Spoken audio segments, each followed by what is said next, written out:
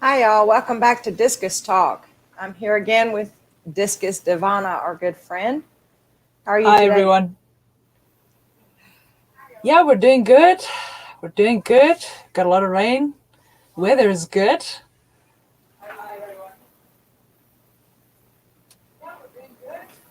I have to mute this. So hang on just a second. I can hear myself that side. Yeah.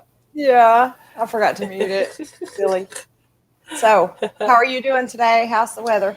Yeah, we're doing all right. We are in the festive season mood already. So Awesome. all of us are prepping for Christmas. Yeah, I think everybody over here is getting ready to. We had some bad storms move through Friday night into Saturday. I know there's been a lot of damage in some other places. We got lucky here. It had died down by the time it got here. Oof. Hi, Eduardo. Welcome to the stream. Nigel, good to see you. Our Hi, good friend Nigel. Nigel Proctor out of the Hi, Eduardo. UK. And there's Francis. Good morning, Francis. Francis. How are you guys doing today? Everybody doing good, I hope. So Louise and I saw a post on Facebook, and we decided we wanted to talk about it a little bit. By the way, I got my shirt. For Hey. those that didn't know about it, Petro Man is in the house. Nice to see you, Petro. So, anyways, there was a post made, um, and it was shared in several groups about a growth inhibiting hormone. And I talked to Louise, I've talked to Carrie. We all discussed it, and we're all just going, where's the research data? Where's the research showing that that there was a growth inhibiting hormone that made discus not grow? I haven't seen any evidence of it, and I've bred, and Louise has bred, and Carrie has bred, and none of us have ever seen any evidence of a growth inhibiting hormone. So I started doing some digging, and Elise started doing some digging. We tried to pull up research papers. We found a research paper. Elise, what year was that one done? I know you don't remember what year that one was done. I think It it was was 2017. I think it was. 2017, I think it was 2017. Yes. and it was talking about goldfish with the Yes. somatostatin. Yes. The hormone Somatostatin. called somatostatin. Yes. Yeah. So I went and I found the same paper. I didn't pay attention to the date that it was published. But I changed my search and I started looking for somatostatin in discus, and there was nothing. I went and I searched for somatostatin in ornamental fish. I didn't find anything except for the goldfish. Um, I did run across another growth inhibiting hormone, and I have that one written down, so let me look for it. It's called nesfatin. And so I started searching that one because I wanted to know if there's a growth inhibiting hormone in discus. And I actually found that one in salmon, the nesfatin. But Yeah. I searched discus. I didn't find it. I searched for ornamental fish. I didn't find it. I searched for angelfish, which is closely related to discus, and I didn't find it. So, I'm wondering, I can't say there's no research, we don't have it, but I can say that there's no research to support the claims that there is one. Yeah. Um, what are your thoughts, Elise? You stick with Nelly if you want to. I got Nelly or tongue Divana. tied for a minute. Yeah. Hey, Nadia. I see Nadia. She's one of my best supporters online. Just wanted to say hi to Nadia there. Welcome. Hi, Nadia.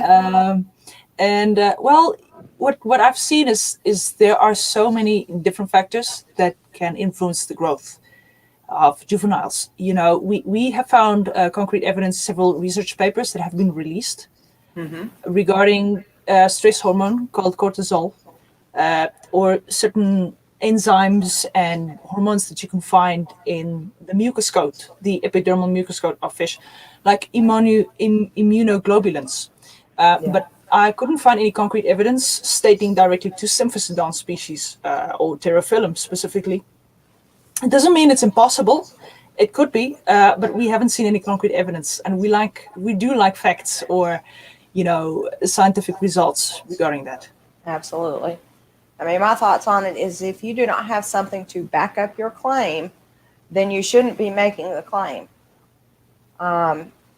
I've seen evidence of the opposite happening in my own fish room. We have two 150s running. We had juveniles in one that were growing out. We had adults and subadults in the other that were, some of them were still growing out. And we had chosen 5, I think, discus that we wanted to grow out for future breeding programs. So we moved them from the juvenile tank to the adult and subadult tank. Right. And I saw just the opposite. I saw a fish go from 3.5 inches to 6.5 inches in probably about 2 months. Being joined with the other fish. Huge growth rate. And the other ones grew as fast as well, but I believe they're females because they stopped at a little bit smaller size than that male did.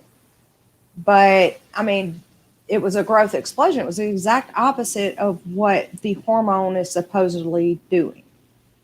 The fish in the 150, the grow outs, grew at a steady rate and grew just as big, but slower.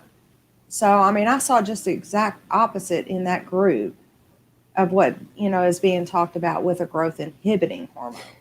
Yeah, I agree. I have different results, and it's not solid on, a concentrated group of fish. Right. That would then you'd see limited growth on the smaller ones, where this somatostatin would apply to. So, and I always separate fish. And then when I did not separate the fish, it didn't really make a big difference to me. Right. In some cases, we've separated fish based on size before. And the ones that were smaller, they still grew, but they just didn't get as large. And they weren't stunted. Yeah. There was no symptoms of stunting. There were no big eyeballs. Everything was proportioned, perfectly shaped. They were just smaller. And I honestly attribute that simply to genetics.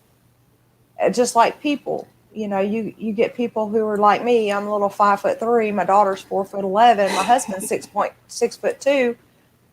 I mean, there's a size difference with different people. There's a size difference in certain families. So why can't it be the same in fish? Yeah, I would rather attribute, these differences to either aggression. For example, aggression can cause stress. Right. And we know that different types of hormones can cause effects on the growth of fish. But if there's competition for food, or nitrates can also play a role a little bit, or phosphates, in slowing down the growth of fish. Right. There are so many different factors. Yeah, environment to rather look at. If there's not enough mineral in the water for them to grow on, that's another big one. You can have spinal issues. Absolutely. Yeah. And that's something you and I have been looking at for the last 2 weeks is the spinal issues. Yes, it's quite crazy. We have quite mineral-rich water in South Africa if you run from municipal water. Right. I've also recently gone through, I think it was in winter, I raised a few batches of cobalts, and some of my blue cobalts have grown a bit slower. Right. And they were some of my latest batches, and they were raised in quite soft water. And I remember it was just when I replaced some of my filter compartments. Right. And there was much less calcium and magnesium content. That contributes to good spinal growth. You've got to have a good balance of the proteins, the calcium, and the magnesium for growth. It takes all three. Sure. Hi, Sheller. Petroman asked, do you find they grow faster on certain foods? We feed... Hi, Matthew. We don't feed as much of a variety of different foods to different juveniles. So essentially, I mean, we feed all of them beef heart. We feed all of them granules. We feed all of them flakes. We feed all of them brine shrimp, and so on. So there's not any way for me to know if this batch is going to grow faster than this batch based on food, if that makes sense. Do you have anything that you've Well, experimented with? variety, yeah, variety is always good, when to cover all aspects and to prevent any malnutrition of any sort. So, and make sure fish have good fiber. You would vary brine shrimp or pellets with beef heart and natural foods, especially live foods are very good. Right. But I do find if you do feed a good quality food that doesn't contain too much preservatives, sometimes they Mm-hmm. use phosphorus, Right. they use it as a preservative, or if the protein isn't enough, that could also influence the growth of a fish. As we know, Right. so good nutrition.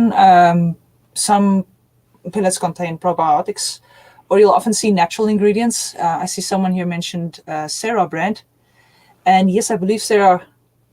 They can also have good growth on fish because I think they contain some krill meal and some mussels and like certain types of organic foods. And we Now, I'm going to find often, pause for just a second and mention that I have not gotten to my 1,000 subscribers yet, so I'm not monetized, but Sarah is actually one of my sponsors. Um, oh, awesome. so I do promote Sarah products. Absolutely, 100%. It is awesome. Okay, great. I just want to mention that because somebody mentioned it in their chat. I'm like, yep, that's one of my sponsors. Absolutely, will promote them 100%. Um, do we believe that tank size adds to growth rate? I believe that lack of tank size can diminish growth rate based on the cleanliness of the environment. The more fish you have in there, the I don't want to say dirtier, but the dirtier the water is. But also, the more fish you have in there, the faster the minerals in the water are going to be used and they're going to get Yes. used up. So you do Yeah. have to do a lot more water changes more often, bigger water changes when they're younger if you have a lot of fish in a small tank. Yeah, I think it also has to do with parameters that fluctuate quicker. Mm-hmm. A larger body or volume of water is more stable. So it takes longer to build up the bioload, that can contribute to a discus growth, or cories, or many tropical fish for that matter that can be stunted. Yeah, Hi, Marna. Yeah. absolutely. I've seen it in African cichlids. It can happen just as fast in African cichlids as it can in Is discus. it? Um, I mean, it could be, I don't know what it is with the cichlids. It seems to be cichlids altogether, Yeah. but it could be hexamida or it could be something, but I have seen it a lot in the African cichlids.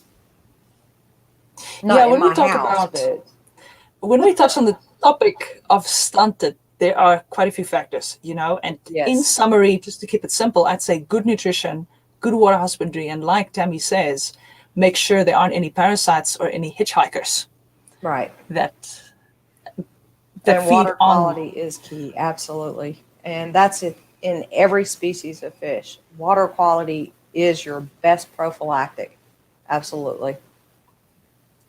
And consistency. In the previous chat, I said perfection. We often chase perfection, which is kind of good if you want to maintain good quality, but consistency is also important. Right. You can also do damage by overfeeding your fish, polluting your Right. water quality. Hmm. So it's a good balance. Yeah. I mean, let's talk about what to look for when you see a stunted fish, because I think going along with the hormones and us talking about it being a genetic thing, you we probably need to go over what the difference is between one that's just genetically small and one that's actually stunted, because there are differences there. Yeah, there are pretty obvious differences, and then there are more subtle differences Right. to look out for.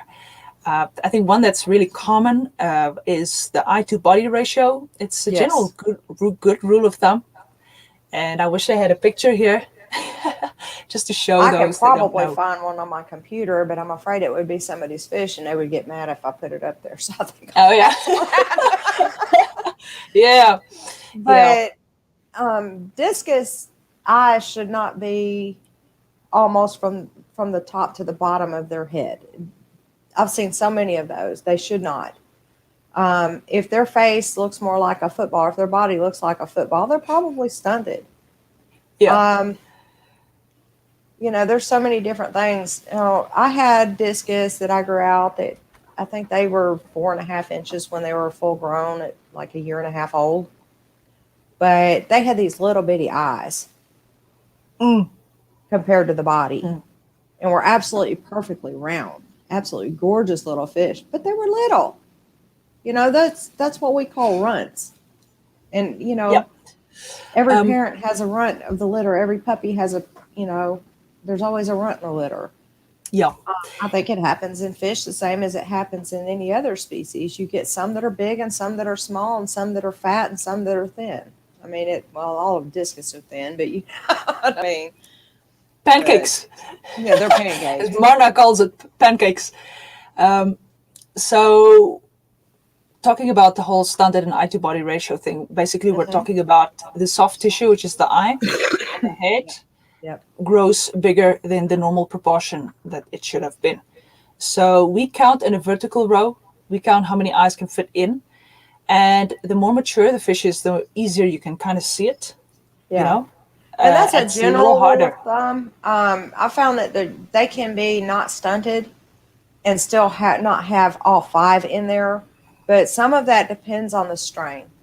Because I have seen some blue diamonds that have a little bit bigger eye. And I think there was another strain that I noticed that they had a little bit bigger eye.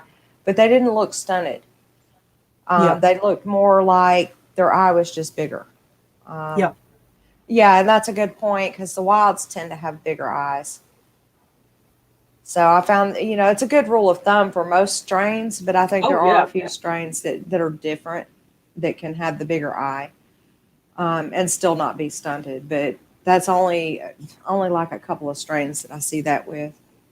I've only seen it on one research paper. I have to find that paper because I would like to share the dates and the authors, in the next streams. Right. And you guys can also read those papers.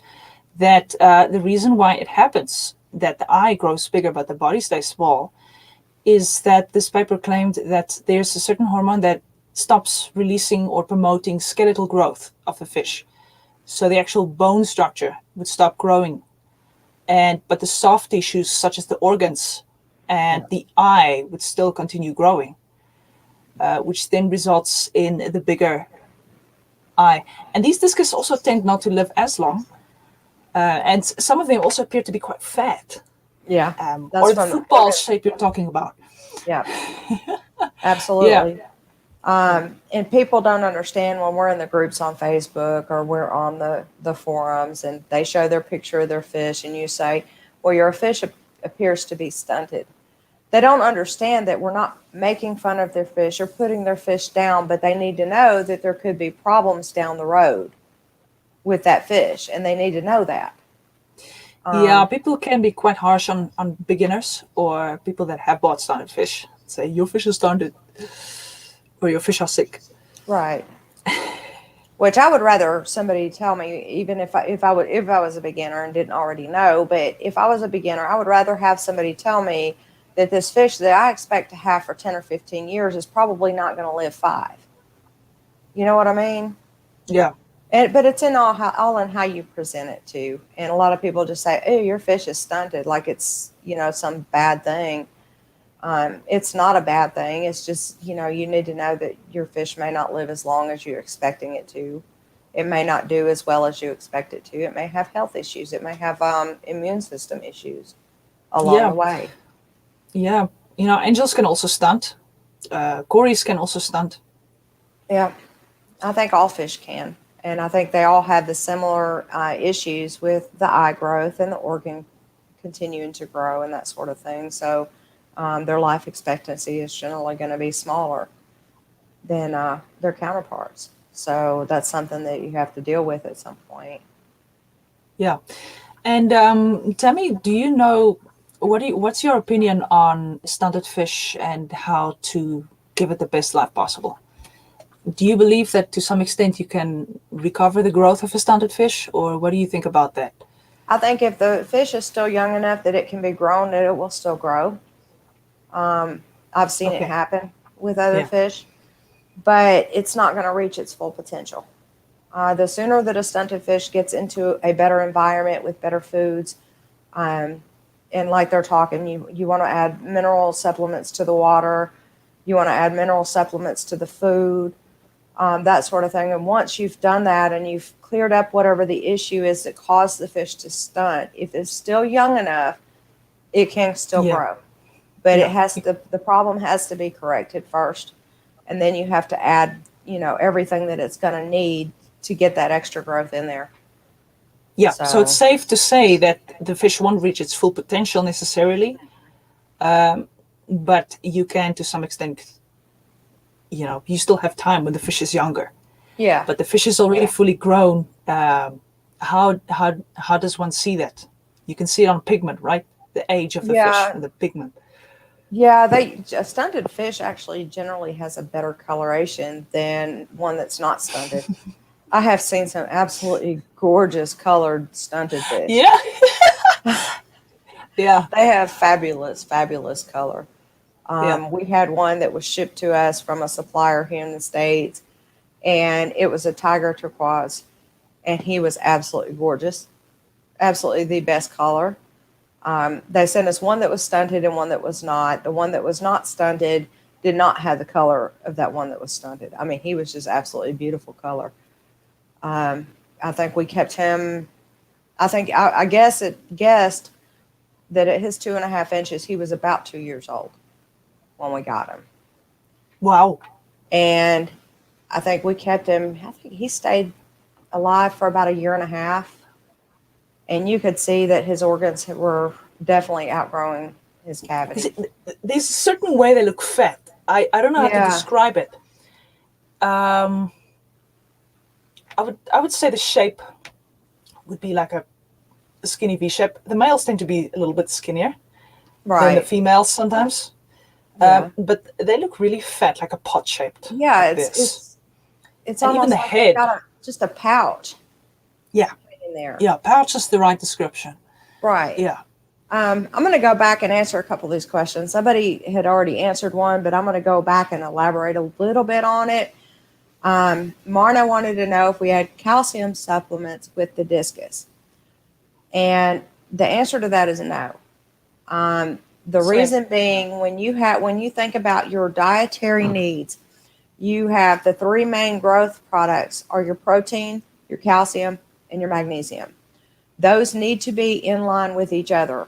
There is a percentage of each one depending on how much protein you have, how much magnesium you need to have, how much calcium you need to have. So really adding the extra calcium is not going to help as much unless you're adding the protein and the calcium, or the protein and the magnesium with it. So that's something just kind of to keep in mind because those three go hand in hand.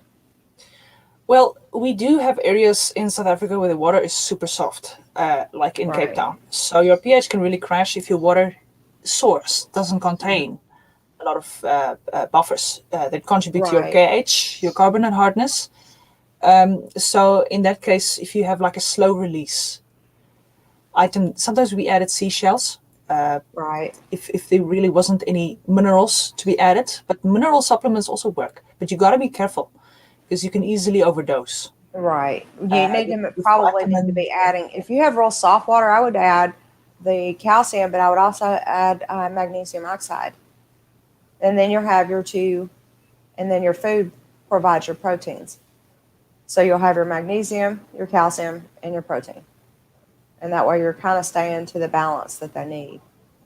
Yeah, Marna, you'll see that a lot of food, many pellet producing companies and foods, right, and brands they normally have pretty good balance. They normally have a good balance of some of these foods, protein and vitamins and stuff. Right. That study that I sent you about the curvature of the spine, if you read through it, you found that it was talking about the commercial diet not having enough magnesium in it. Yeah. In that one spot. So that's also something you've got to check with your foods and make sure that you're getting enough magnesium in your foods. I I see. used to There's feed been like a bunch of tetra. questions. Yeah. um, Oh, you're right. Magnesium can sometimes yeah, be short in foods. You're right. yeah. Yeah. If you feed a high quality diet, you really shouldn't need much in the way of supplements. Paul, that goes to what we were just talking about. There was a research study done and released, I want to say in October, about curvature of the spine in discus. And they found that the reason that they had that curvature, and this happened in all 4 of the study tanks, it's not just one food, it was all of them across the board, did not have enough magnesium to support the growth. So that's something that we're actually looking into right now. Who's got which food has magnesium, which ones are lacking in magnesium, because that may be something that we have to look at adding to the diet. But that was actually causing a curvature in the spine and discus. And the commercial diet was the same as the beef heart diet. It was the same as the, I can't remember what the other diets were, but there were 4 different diets that they used. And I know that they said all 4 diets were lacking in magnesium. So it's something we got to look into for the foods. What do you think about only feeding live blackworms or feeding frozen bloodworms? I feed frozen bloodworms all the time as a snack. It is not a main food. I do not feed blackworms. I think that is a personal choice. But as far as only feeding live blackworms, I disagree with it because I think that they need a varied diet. You can't stick with just one food, not and get the vitamins and stuff that they actually need. So that's Well, something that we actually talk some against a little bit. yeah, something I have been wondering about is, in nature, the Amazon River, certain parts of the Amazon River, like the Blackwater, Hmm. it is a little bit poor in ions, Uh-huh. in ions, and the water is quite soft there. So Right. they don't get overloaded with a bunch of vitamins and minerals necessarily there. They find it in their nutrition, Right. little bits in that they need. Yeah. So regarding the live blackworms, well, we don't have live blackworms in South Africa. So I cannot really comment on that, but I know it's a pretty good food to vary your diet with, to vary the main diet with. And regarding bloodworms, well, it's only because what we're supplied in South Africa. We tend to be supplied with many different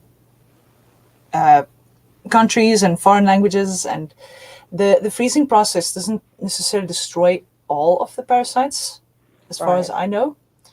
And well, it will destroy the actual live parasites, but like the cysts and the eggs may survive. Right. Uh, and I think this is more of a risk in tubifix if you would feed like frozen tubifix worms, because that's cultured sometimes in sewage conditions or in unhygienic conditions. But with bloodworms, we avoid it unless we can find a safe source.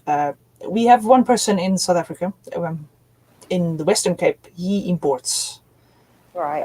bloodworms from Europe that are trusted. And bloodworms is a Right. really awesome snack. If you have a discus that's like super sick and it doesn't want to touch anything else, Yeah, it's like a that's bit of candy. absolutely. But Yeah, we don't use live. We only feed frozen bloodworm, I would never try live. and never Yeah, had an issue with it. I won't try it. I won't even feed tubifex. That's off my list. So, even the dried tubifix. I don't trust any tubifex, honestly, because some of the stuff can survive the drying process. It can survive the freezing process. And I know I use the Hikari bloodworms, and I also use the omega-1 bloodworms. And we've been doing it for a while, and I've sent 4 fish off for necropsy. None of them have had hexamida. Only the ones that I got that came in sick came back with capillaria. That's the only infection that I've had of any parasite. So if the other ones all came back clear of parasites, then the omega-1 and the Hikari are not carrying anything. They Yeah, are indeed cleaning their product. yeah. Ikari is a good brand. Ocean Nutrition is also quite good. Um, Right. when I used to feed bloodworms, now I just cut it out because I feed brine shrimp mostly.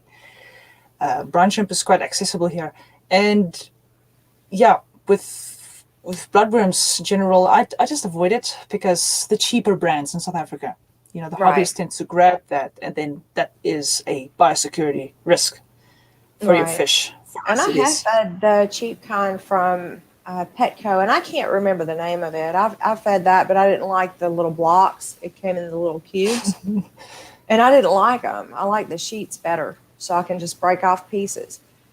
So I quit feeding that, but those would obviously also be safe since I didn't have any issues there with that.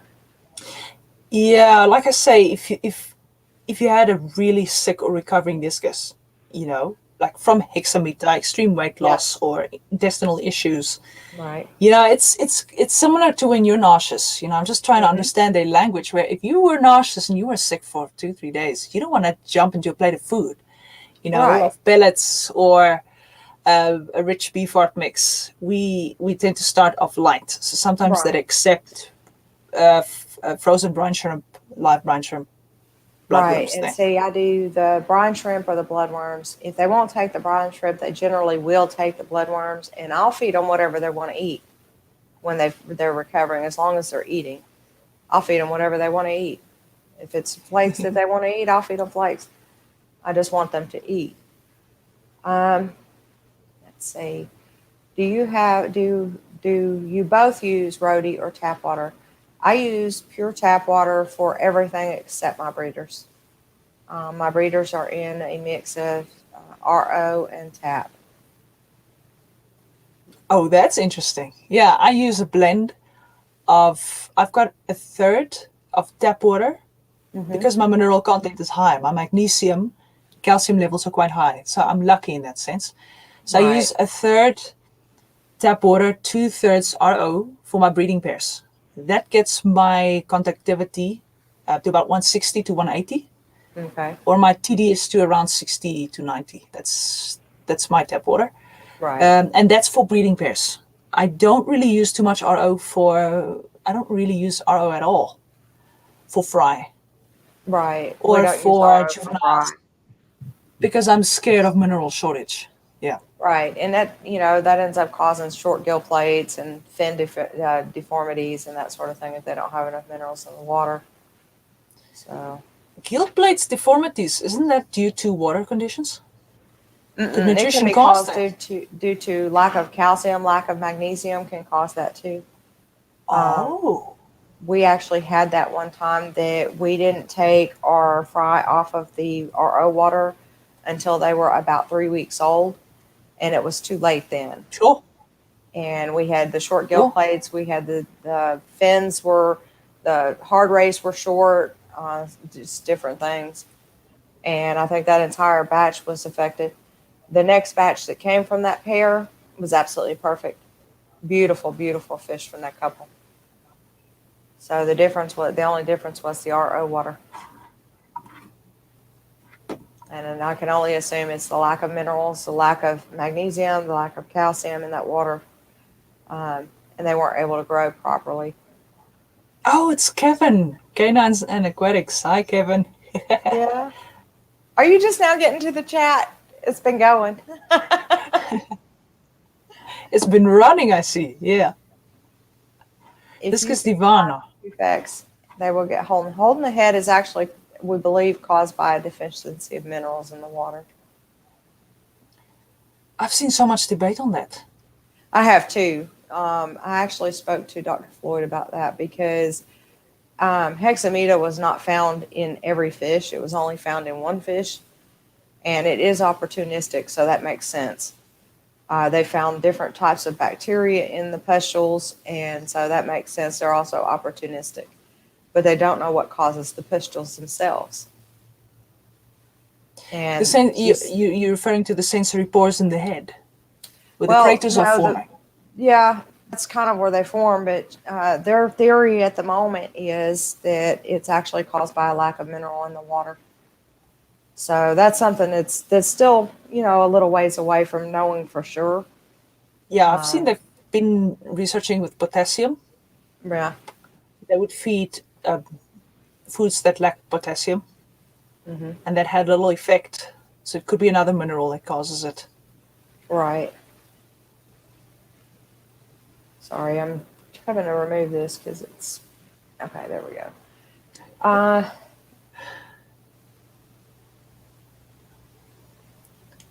yeah, I'm gonna let you answer that one.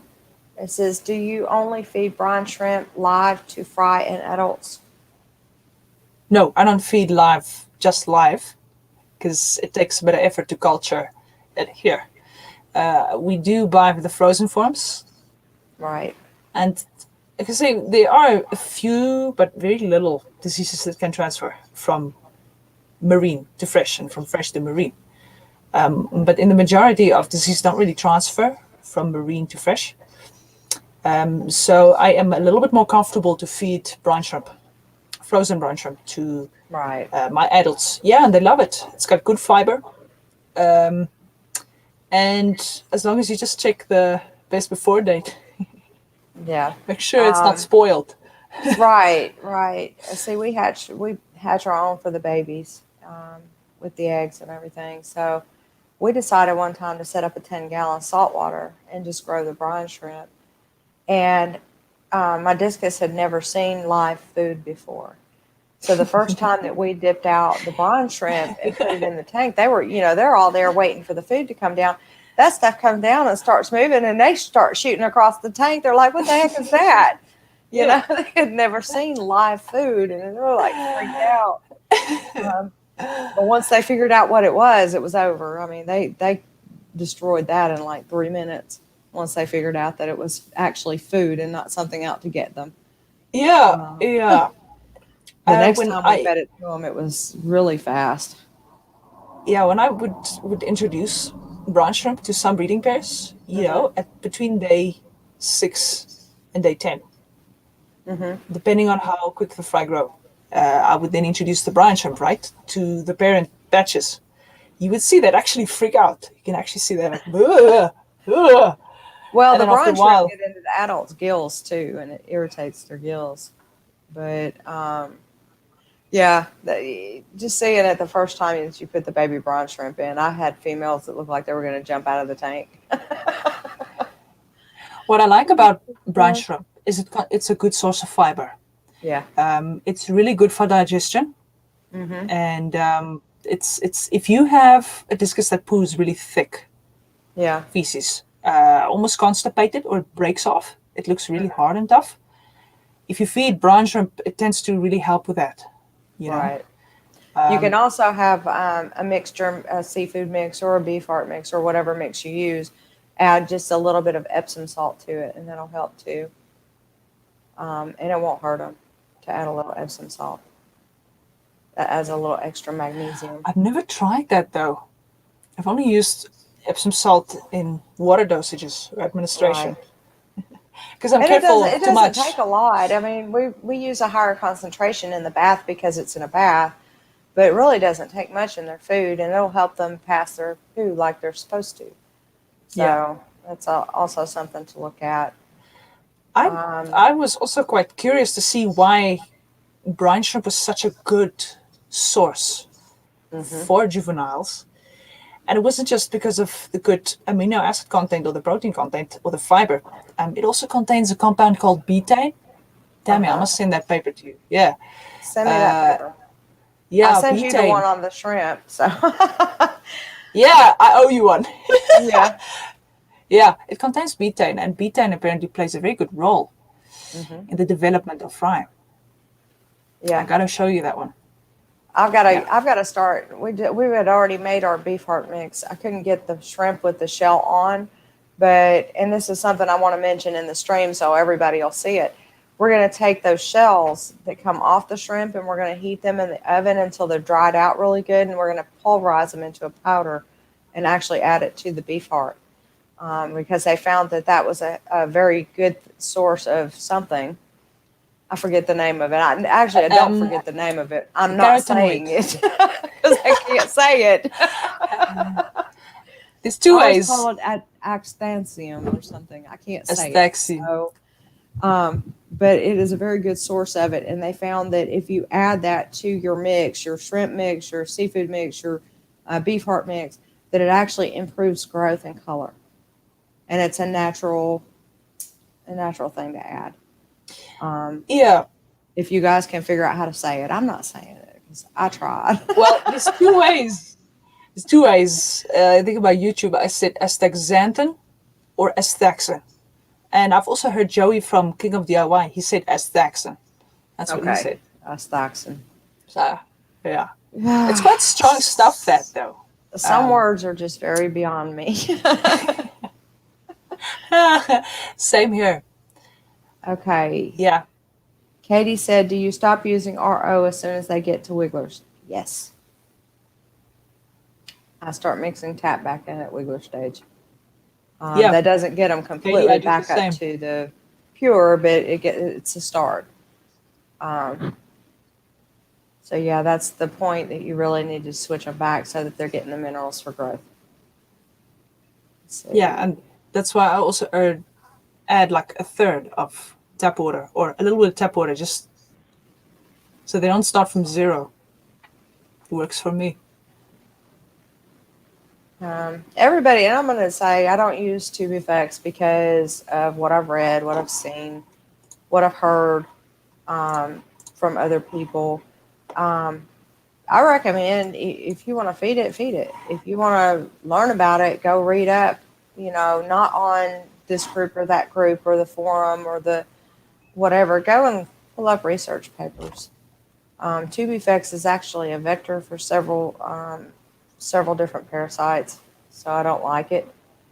Shrimp or not shrimp, snails are also a vector for several parasites, so I don't put them in my discus tanks. I don't have any snails. I don't keep snails, but if I did, I wouldn't put them in my discus tank. When I use rhodey water, it is never pure rhodey water, so it's not a problem with minerals. I have high mineral content in my water, so if I'm using the RO water, I don't have to remineralize. We get it to about, we run anywhere from, on the breeders, anywhere from 40 TDS up to 150 TDS, depending on who it is and what we're trying to do. Our TDSs don't have to be below 100, but we do take them that low for certain fish. So we always have the mineral content, and it's high mineral content. We're coming from a limestone well. So. Yeah. Hi, Crown Tail. Nice to see you here, buddy. Genetics of food important for getting huge round discus. It's everything. Everything is important for getting huge round discus. Your food, your water, your mineral content, keeping it clean, keeping the bacteria load down, everything. I mean, everything has to be right for your discus to get big and round. Yep. Genetics do play a good role. And the genetics have to be there. You'll see a lot of breeders, professional breeders, focus on body shape. Right. And even if these proportions sometimes go out of proportion, you'll have a very high dorsal fin or a pompadour, or you'll see the tail will extend well past the fins. The overall shape isn't always perfect. Or if you start inbreeding fish, you can also have off shapes on that. And I do believe a good shape and good genetics is a good background to start with. I'll never forget. That you and I might disagree on. We agree. Me and her agree on just about everything, but no two people will ever agree on everything. Yeah. Yeah. They actually find just as much genetic diversity in siblings as they do in those that are not related in fish. Regarding I will send you that paper. Oh, they have actually found more genetic diversity in siblings than in two that were completely unrelated. Wow. Which would indicate that fish do not have the genetic incest, if you will, that we have with humans and that some animals have. So that was a very interesting paper. I will make sure I send it. If I didn't, I may have sent it. I sent you a bunch, so. I'm curious to see because, whenever I would breed, I think the first 3-4 years when I was breeding, okay, it's not a long time. Like I said, I'm quite new in the discus breeding world still. I could see subtle proportions changing if I'd inbreed them.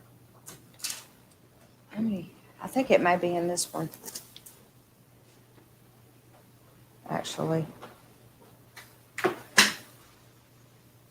but it was genetic biodiversity and discus. Effective stocking density on growth, size variation, condition index. And I need to send you that one because I don't think I did. I forgot about that one when I was sending you those. I don't think it's not in this one. I'll have to find it. I was trying to see if I could see the name of I it. would You like might to be able learn. to look it up. Yeah. Yeah, I'd love to learn. Yeah. Yeah. As soon as I find it, I will definitely shoot that one over to you as well. Guys, we're sharing research papers between us. I sent her like 100 of them last week. I said, here, a little light reading, you know. I enjoyed some of those. I'm going to let you take a second and answer some of them questions. I'm going to turn my camera off for just a minute, and you can answer some of the questions that are directed at you. Okay, cool. Okay, let me go back a bit. Okay, I see Crown Tail Half Moon saying, can you share if genetics or food is important? Okay, we covered that one. Although I do agree with Tammy, nutrition plays a massive role from an early age. So feeding, even from regular or fry stage, you feed them properly. And then what we do is from brown shrimp, we then transfer them onto a very light frozen mix. So we don't add minerals or extracts and powders or too much. It's basic mix of veggies and shrimps or krill powder if you can find shrimp powders. I also see that Francis says here shrimp powder, which is quite a good source to add. So I would feed my juveniles with that and still continue varying with brine shrimp, live brine shrimp. If you can culture larger live brine shrimp, that's a good thing. Otherwise, you start with frozen brine shrimp and they'll tear it apart. They'll rip it apart. If they're too small to eat the whole thing, they'll rip it apart when they're hungry. And then only at, I think, 10 or 12 weeks of age, I start with pellets or dry foods that contain a lot of minerals. Because if you start feeding too high minerals too early, you tend to lose fry. They'll have swollen bellies or they'll go dark. I've lost quite a few batches like that. Let's see. Hi, Freaky Fish Lady. Hi, Go everybody. down. I see y'all Kevin. coming back in. Sheller, I agree with you. I have seen some strains that are getting weaker. I do not know if that is caused by inbreeding or if that is actually caused by outcrossing. I think it's going to depend on the strains, what they've undergone as far as treatments in their time as fry. I think there's a lot of things that have to be looked at with that, and that's another reason I'm wanting to get this research company going, this 401k that I'm trying to get started. 401k, listen to me, 503c, 501c, so we can get research done. Because there's not enough, not in discus, not in angelfish, not in guppies. Well, maybe there is in guppies. Guppies have gotten a lot of research, I found. But some of the other fish, and if we can get the research thing going, that would be awesome. We can get some of that checked into, along with like the nutritional needs of discus. You know, we feed such a varied diet because we really don't know what their nutritional needs are. So, you know, it's a lot of, you know, trying to find out what's causing the weaknesses in certain strains. The blue diamond is probably one of the worst. I agree. They're very susceptible to stomach issues. Oh, and yes. I know you've probably seen it too. Same. No matter where I got them from. Yeah. I had the same issue. And I've got leopards dark as well. angels. I think you had dark angels too, didn't you? In one of No, your videos. I had white butterflies Okay. and silver pigeons from Okay. Germany. See, I've got the dark angels, and I've got dark angels. I kid you not, their poop is huge. I mean, it's Epsom salt Shame. for those fish going in their next batch of beef heart, because their poop is so huge, it's unreal.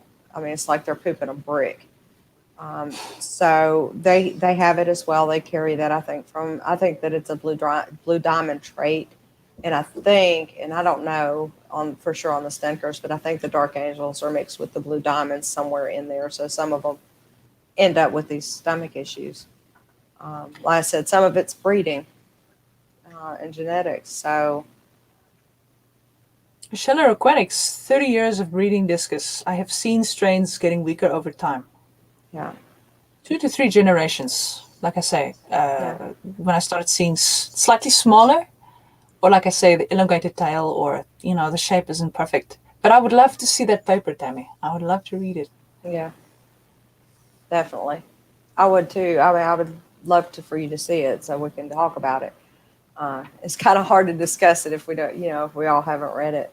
And I must But admit, I'm not very good with genetics, and I've learned a little bit of history where the strains come from, but crossing and how to properly develop the strains that I'm we still see learning today. that. I mean, I've been doing the It's a lot of research info. on all the diseases and stuff for years, but I only started in discus in 2009. And we didn't decide to breed discus until I think it was 2017 that we decided we wanted to start breeding discus. And I've taken a quick crash course on genetics from Carrie because, you got to have somebody that's been in it for a minute to teach you this stuff. But I've learned a lot of it, and I still have a lot to learn on the genetics part of it. I Yeah. mean, I can tell you, a lot of stuff on the health issues and environmental issues and that sort of thing, but I'm totally lost on the genetics. It's like, what? Oh, A okay. true I know what an breeder. intermediate is now. I've learned, a little bit, but there's so much, and all these strains are different. Yeah. So it's kind of hard to say. Pair of amazing blue diamonds that produced a ton of fry, and one day they both died stomach issues. I believe it, Scheller. Absolutely. We lost a blue diamond to what I believe was Aromonas, and it caused the whole dropsy Oof. bloating thing. Oof. That's It so was sad, man. the That's so swollen nasty. abdomen, and boom, it was dead. We had 3 that ended up with it. We had a dark angel that got it. We were able to treat. We got the treatment started very quickly, and he survived it. But we ended up, I think we lost 2. I think the other one was a silver that we lost. Which medication worked? At that point, we used nitrofurazone and Okay. Epsom salt with salt. Okay. So we had Okay. 3 medications in the tank with him. Yep. So, Also lost one of my best daughters in the discus hobby. right. She was only 4. Her name was Oh, Bocky, and she was like my little fawn. I called her my little fawn, like right. a little kid. And also lost her to what I suspect is Aeromonas bacteria. I didn't have a microscope back then, but just the way they swell and all the symptoms, Right. And you how can fast it see. is part of it too. And that was the reason I suspected it, because they would swell up, and Yep. before, I would be at work or something, and before we could actually get treatment started, they were gone. So, I mean, that's, usually you're going to treat with Epsom salt because you think they're a little bloated. You give them some Epsom salt, they poop it out, they're good. Yeah. But this went so quickly, you didn't have time for that. Yeah. So I suspected that it was probably Aromonas. We do know that we have confirmed Aromonas in the tanks. You cannot get rid of it, so you might as well not even try, but you treat prophylactically. You make your fish stronger, you boost their immune system, and you don't have any issues. You also do lots of water changes and keep the bacteria load down Sure. as much as possible. But I've only seen it once, as far as, the open wound and the whole, that was bad. But the bloat, we had the 3 cases. We moved them from the tanks, put them in different tanks, sterile tanks, and that stopped. But the 3rd one was saved with the medicine. But I actually would recommend using Baytril, enrofloxacin, or Yep. kanamycin. It's very early in my Instagram profile. I posted injections Yeah. of enrofloxacin, and it saved one of my fish. And what Right. gets a person is not, you don't really care about the money that you lose. It's the fish that die. You can deal with stock in business terms that you lose, but it's the way that they die Right. that gets me. And This with people, Cryptobia and Aeromonas. I haven't had Cryptobia. I've been lucky with that one. in my opinion, cryptobia is a wipe your entire stock and start over disease. Yeah, I've been through it. Trust me. I really hope that I never get to see cryptobia, simply because that is also something that you can get as humans. Yeah. So that's something, and it's not treatable. So that's something you really have to be careful of. Yeah. Let's see, what are we talking about? Divana, Quite a few comments here. Yeah. Should you deworm parents before breeding, or do you treatment? Do medication treatment? That's for you. Divana, should you deworm parents before breeding or do a medication treatment? Well, we have a microscope now to check the fecal matter and stuff for a broad section of parasites. If we don't see anything, I try not to treat unnecessarily with medications or antibiotics. I try to avoid it as best as I can. But yes, I make sure the fish is healthy, because that really does impact their breeding ability. So when I did deworm, I would use levamisole, because it targets a large group of different nematodes, and camelinus, which appears camelinus, the red worm, roundworms.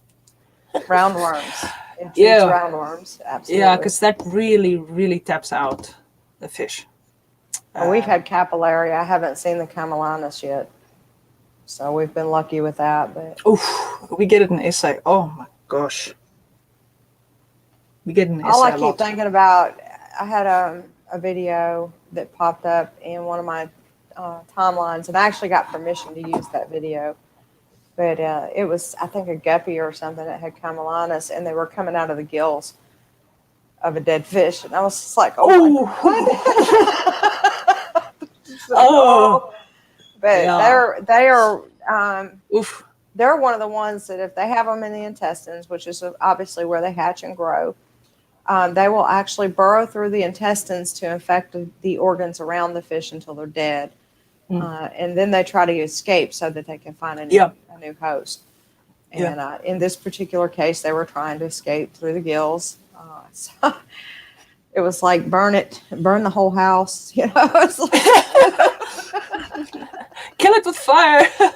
Yeah. Sure. There's not enough blowtorches in the world for those things. They are nasty. At least the capillaria stays in the intestines, and you can treat it, and they're gone. But when you've got the camelinus, you don't know how much damage they've already done once you've found them.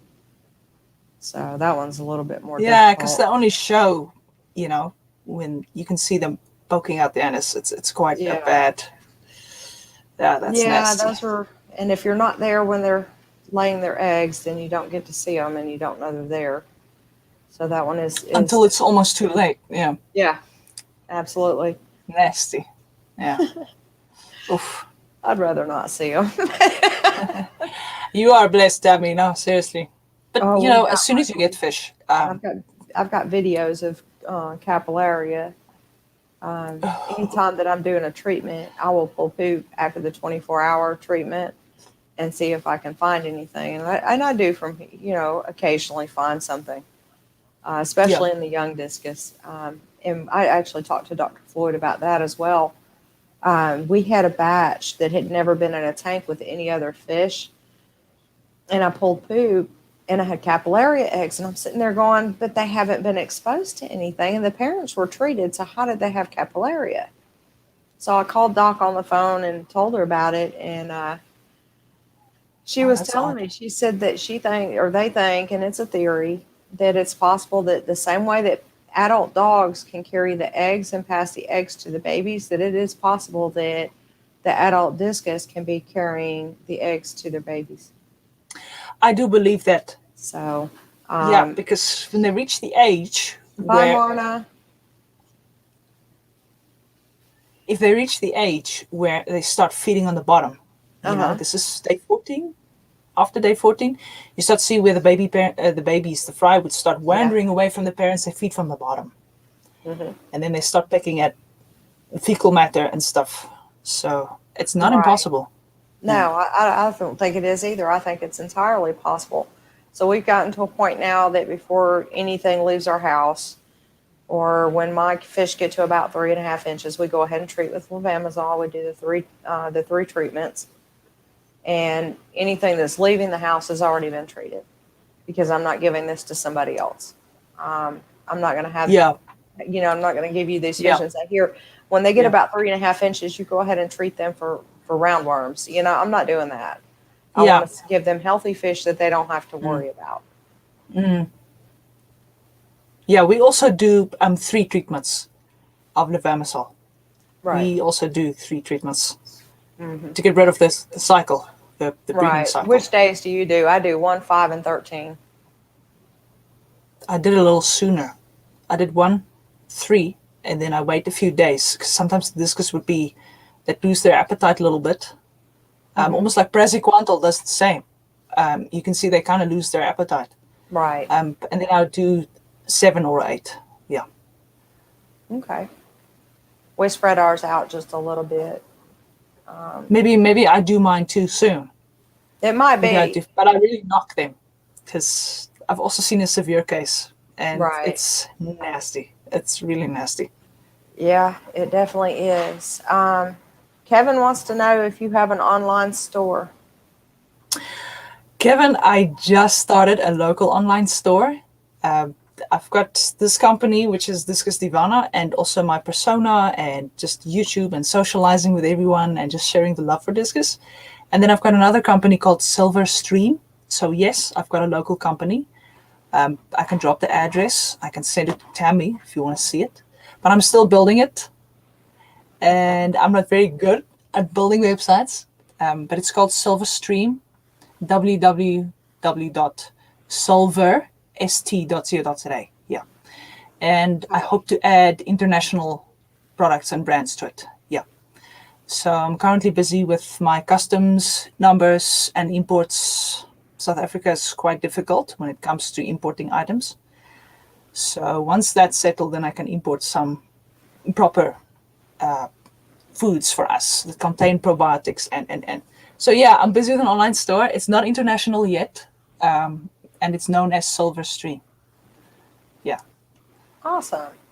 I'm glad you asked that, Kevin, because I didn't even think about it. I know she sells discus in South Africa, but I did not even think about an online store or putting the email address in there. If she gets me that, I'm going to add that too. Somehow add that later. I must say also I sell locally the livestock, the discus. We don't export because it's really difficult. Our customs here is really expensive, and it's not just that or import tax duties. It's also the logistics from SA to anywhere else is really messed up. So if you get delays with your flights, if we could get fish from every country, I think I would choose to get them from Australia and have Sue Young send me a whole bunch. Yes.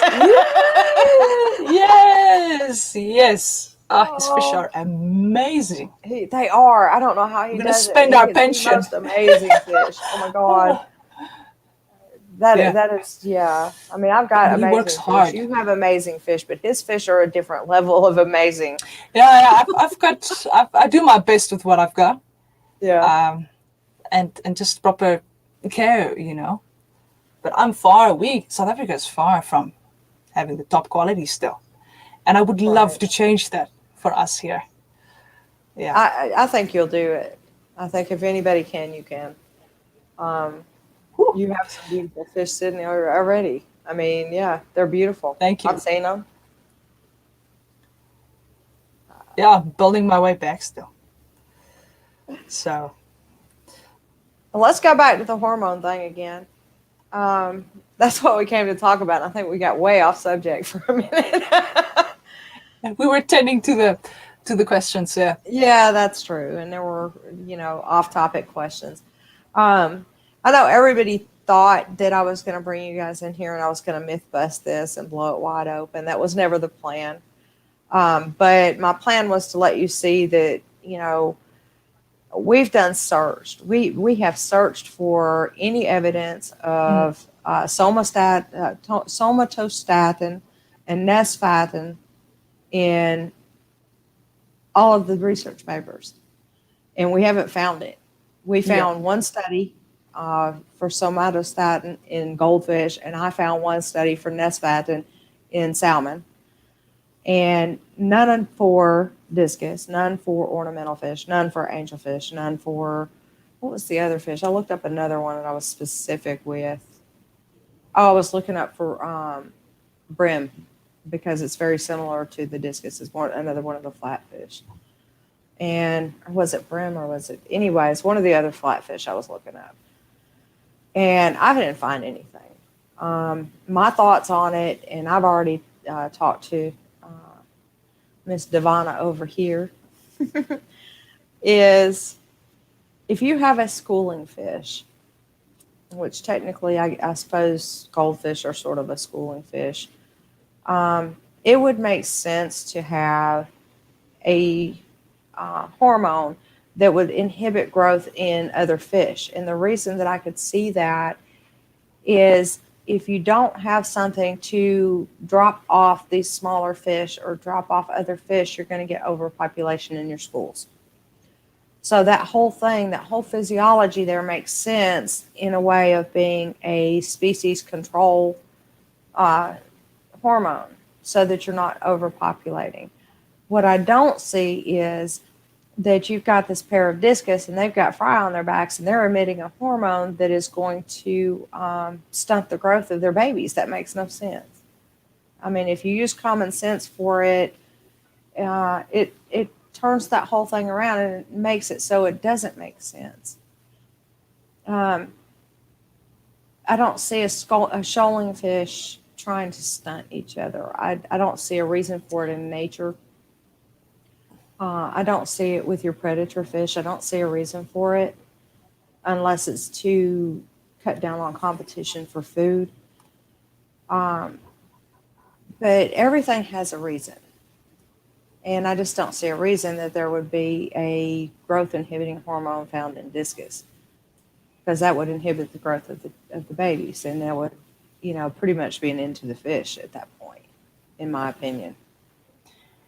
We have seen some paperwork. Well, I looked at some of the Simply Discus forum chats from 2002. Mm-hmm. There were quite some contrasting information there as well. People agreeing and disagreeing with each other and mentioning why or why not it would work, and at what age is this hormone released, and why discus and why not other fish. But the point is, well, we've seen that in plants, apparently, it's also stated that plants can release certain phytohormones in the soil in competition with the plants that are next to it, and see who can get the root space and grow. But as Tammy says, we haven't found anything specific for Symphosidon. And the reason why we're so specific is because we don't want to compare a goldfish to a discus. It's like comparing a dog to a cat. Yes, it is. I mean, they're totally different species. They both swim in water, but that's not the same species. That's not the same animal. You got dolphins. They swim in the water too, but they're not fish. They're mammals. Or is that the right one? I hope that's the right fish I'm thinking of. But, just because it lives in water and it breathes from the water and that sort of thing doesn't make it the same species of animal. That's a totally different animal. And a lot of people don't see that. It's just like a dog versus a cow. A dog is got the same organs that we have, but it's not a human. It's a dog. A cow has two stomachs. It's still, it's not a cat. It's got two stomachs. It's totally different. Some of these fish have lungs. Some of them don't. Some of them have kidneys. Some of them don't. So you're looking at, when you're sitting here, you're comparing species, and this is something else, that if they had the somatostatin, it would still need to be studied in that particular fish because certain hormones affect different species differently. Yes. So this somatostatin that causes, it causes the goldfish to not grow may cause a discus to grow super huge. It may have just the opposite effect. So just because something is seen or found in one research study does it mean that it encompasses the entire waterway, the entire system? Yeah, I've seen that before, especially in research that's been done in cold water fish.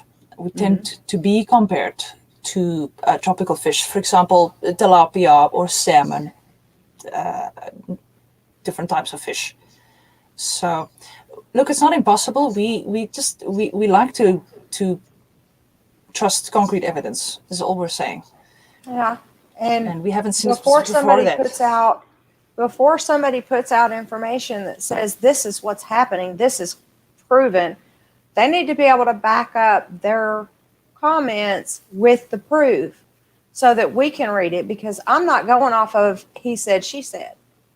I never will. I want to see that evidence myself.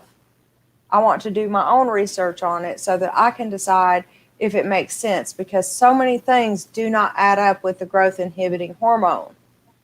I myself, with my own experience, have taken 5 juveniles from a batch, put them into another tank with subadults, juveniles, and adults, and had them grow from 3.5 inches to 6.5 inches in 2 months.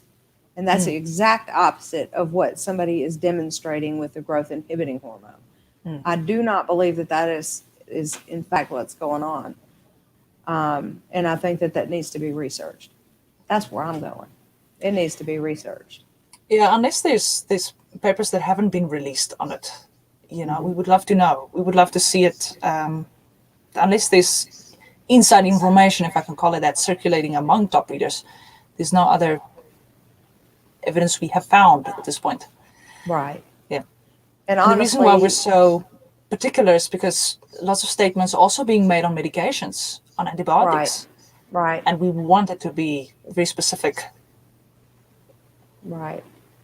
And I'll tell you, the discrepancies on the medication thing is something that really bothers me, because when I sit here and I get a prescription from a doctor and I'm looking at how to dose it, and I think about the same medication in a package from this store or from that store, and I'm looking at how they dose it, and I'm sitting there going, that's not even close to what this doctor told me to do.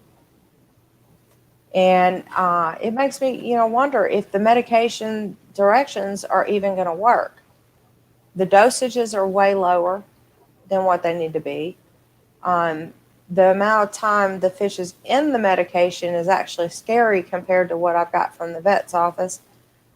Because when my vet tells me to treat this fish in this medicine for 1 hour and then put it back into a clean tank, and I've got that medicine over there saying leaving it for 24 hours, and I'm wondering, is that going to overdose the fish? Is that too much? Yeah. It's a lower dose. Is it going to work? You don't know. With confusion comes damage. Yeah. Yeah.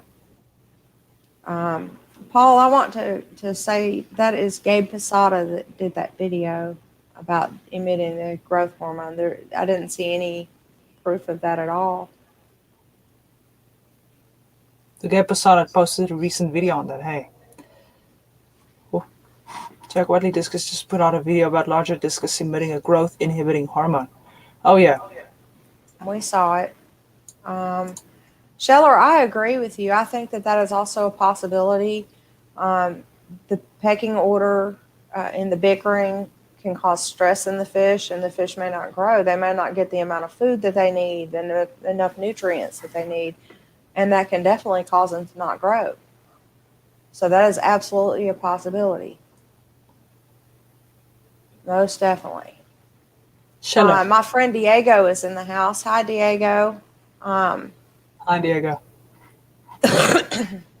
Hi, Steiner. I hope I said that right. Hi, Ninja. There's a few people coming in now. From Norway. Hey. Yeah. Hey. Awesome. Betsorix. Yeah. Quite a few people in. Scheller is saying something that's really true over there. Yes. The pecking order. That does affect. Yes, it does. That does affect. Absolutely. Because of aggression and food competition and all of these things play a role. That's why we don't look at a hormone necessarily. We look at so many other factors. I think that hormones can have some effect on the discus. I actually think that some of the reproductive hormones could cause discus to grow faster. And I actually think that's what happened when I put my juveniles over into that tank. I had a pair that were wanting to pair up, and I think that spurred the younger discus to grow really quick. But I thought that's just a theory of my own. You know, we're talking about growth inhibiting theories. That's my theory. My theory is you put them in with a breeding pair, they're going to grow like crazy because they want to breed too. So, but that's my theory on the growing thing. I think it can actually help them in some ways. Yeah, there is a specific hormone called prolactin Mm-hmm. that they have found as well, sometimes in higher amounts in females than in males. Especially when the females start releasing this hormone, then you see activity, Right. a lot of activity. Yeah, I think that may have been had something to do with my juveniles growing so quickly. I'd Could never be. seen It any could be, fish yeah. grow that quick. So I was just like, what? Wait, the next day? What? Every day it was, are you bigger already? You know, and it was very, very fast.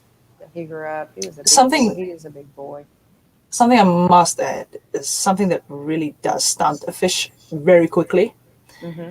And another reason why I avoid the whole somatostatin theory is flagellates. Flagellates, they really do steal a lot of nutrients from fish if they grow in larger numbers. Okay, who is Amazon Pancakes? Because we are apparently two of Hey, his favorite thank you. discus people. Hi, Amazon Ray. Hi, pancakes. Colin. I love the name. Absolutely love that name. Amazon Colin. Pancakes. I did I not might say have to hi steal to that. ABC Aquatic Barato Creations. Yeah. Hi, ABC. I've got a book that I wrote on Discus that I never released because I found I so think much I new saw it information. at one The point. ABC of Discus. Yeah. Oh. Guys, Diego has got a store where he sells lots of nice, wonderful things. You guys need to check it out. That's petzotics.com. He sells foods and medicines and all kind of different stuff. So you guys got to check that out. And Ray Diego, Aquatics. if you want, you can put that link out there for everybody.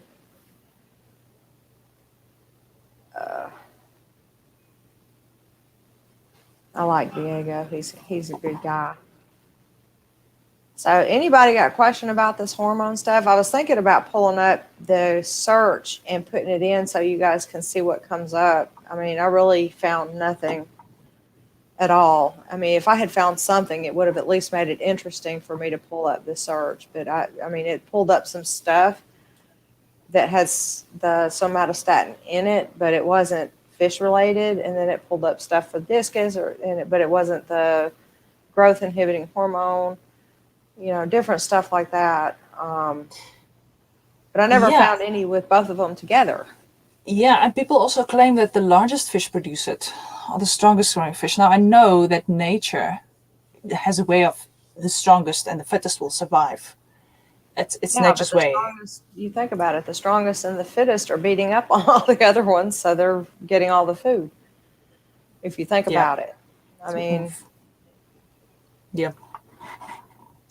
okay. Hi, Todd. Oh! I know who that is. Yes! Light bulb just went on. Yep. Sorry, Todd. I like the name. I just can't get over that name. I'm just going to call Discus Amazon Pancakes from now on. That's done. Yeah, it's gonna stick. They're not Discus, It's they're gonna Amazon stick. Pancakes. It's gonna I stick, mean, that I've one. called them pancakes before, but I've never thought about Amazon pancakes. I like that. Absolutely like that one. I think we missed a question earlier. I think we did miss a question. I just want to see it. These things, they go by so quickly. Yeah. Oh, it was Crown Tail Half Moon. asked if Divana, if you have a pair of egg or fry eaters, basically bad parents, what do you do to get fry from them? I want to go off screen for 1 second. I'll still be talking, but I'll just be not showing. Yes, I think we should do a whole stream on egg eating and reasons for that, maybe. That's quite a big issue. A lot of hobbyists are struggling with egg eating. There are many reasons why parents could do that. But the question is, what do you do with them? Well, I have done what Jack Watley did, the original Jack Watley. He did artificial raising. So what I would do is I would take the eggs away from the parents, and I would wait about 40 minutes to an hour after they've bred. So they're done when they're fanning the eggs. When both of them are fanning and one comes to you for food, and then they're kind of done with breeding. And then I would take the eggs out, put in a solution, the other methylene blue or formaldehyde, and then they would hatch, and I would feed them an artificial mix. And that's how I would rear the fry if you keep having egg eating. Because a pair that keeps eating, some pairs I never managed to cure the eating problem. Right. And there are so many factors. It could be water, it could be the other partner, it could be behavior, it could be stress, it could be disease. There's so many things. Right. We had a female in with the fry. She hated the baby brine shrimp. She could not stand it every time it got in. And she got so stressed. And then she started pooping white poop. So we pulled her out, put her in a 10-gallon by herself, or no, a 20-gallon.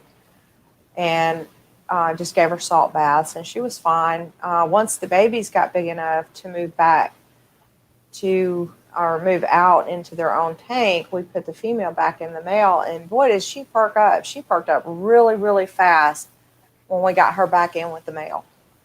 I think either the baby stressed her out too much or the brine shrimp stressed her out too much, and it could have been a combination of both. But she just really got stressed out. Notice I did not treat with metronidazole. I did not treat with a dewormer. I did not do any of that for her white poop. I just put her in a tank with some salt water, and she was fine.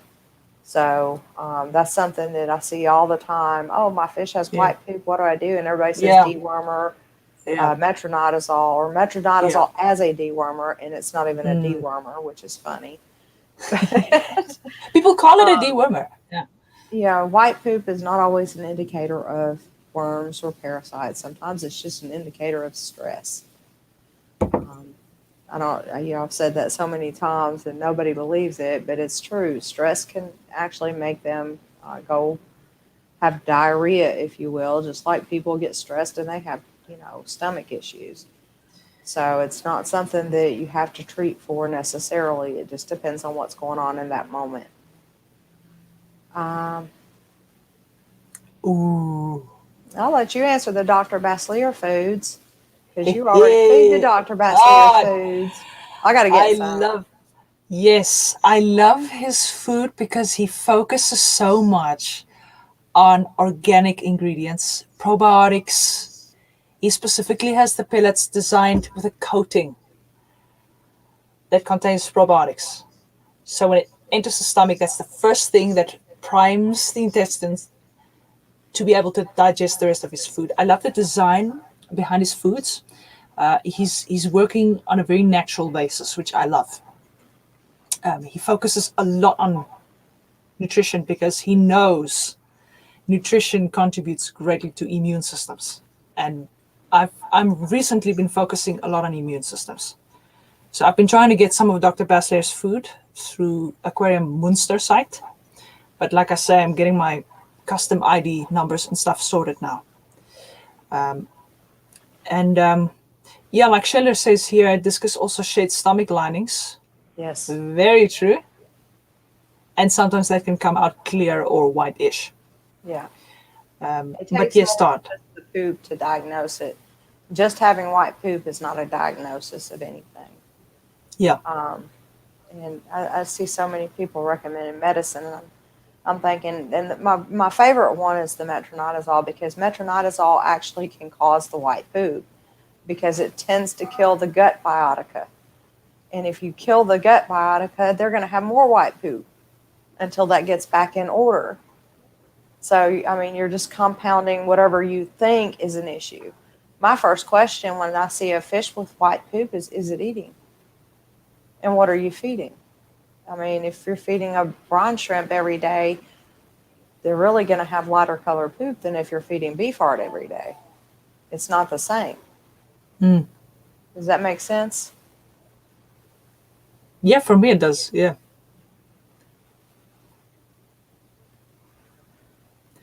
Well, with stress, what I see is that they eat less. They eat less sometimes when they do stress. Right. And if they periodically don't eat food for that time being, I would see like clear segments. So you'd see poop, segments, clear segment, poop, clear segment. Right. And you think, oh my gosh, this is now the start of overgrowth flatulence, something I didn't see. Yeah. And in fact, it's not always. I've pulled clear poop out of the tank and I'm sitting there looking at it under the microscope and I'm like, there's nothing moving in here. You know? And what gets me sometimes is you pull the clear poop and you put it under the microscope and then you see food and you're like, oh, it was food. It's like, and that's how I learned real quick that white poop does not always mean that they're not eating. It doesn't mean that they're sick. It just means that it's white poop. That's about it. Yeah, I think a lot of people struggle to learn the language of discus. And that's what I really love, is they have subtle signs everywhere. It's an art to learn when it comes to breeding or eating or behavior. And you'll often find that discus have a trigger. Yeah. And you just have to find the trigger to a problem, the trigger to get them to breed. And what's the trigger to stress? Like Tammy said, well, the baby brine shrimp was the problem for the mom. Yes, I wouldn't have thought of that. Yeah. You'd think, it's just a little bit of brine shrimp in the gills. And the problem will be over. Yeah. And that's like, if they're not breathing through one gill. Oh, it's automatically gill flukes. Well, my first thing to do if I see one of mine that's not breathing through one gill is I add a couple tablespoons of salt per 10 gallons. And usually within an hour, they're breathing through that gill with no problem. Sometimes it's just an irritation in the gill. It's not always a parasite.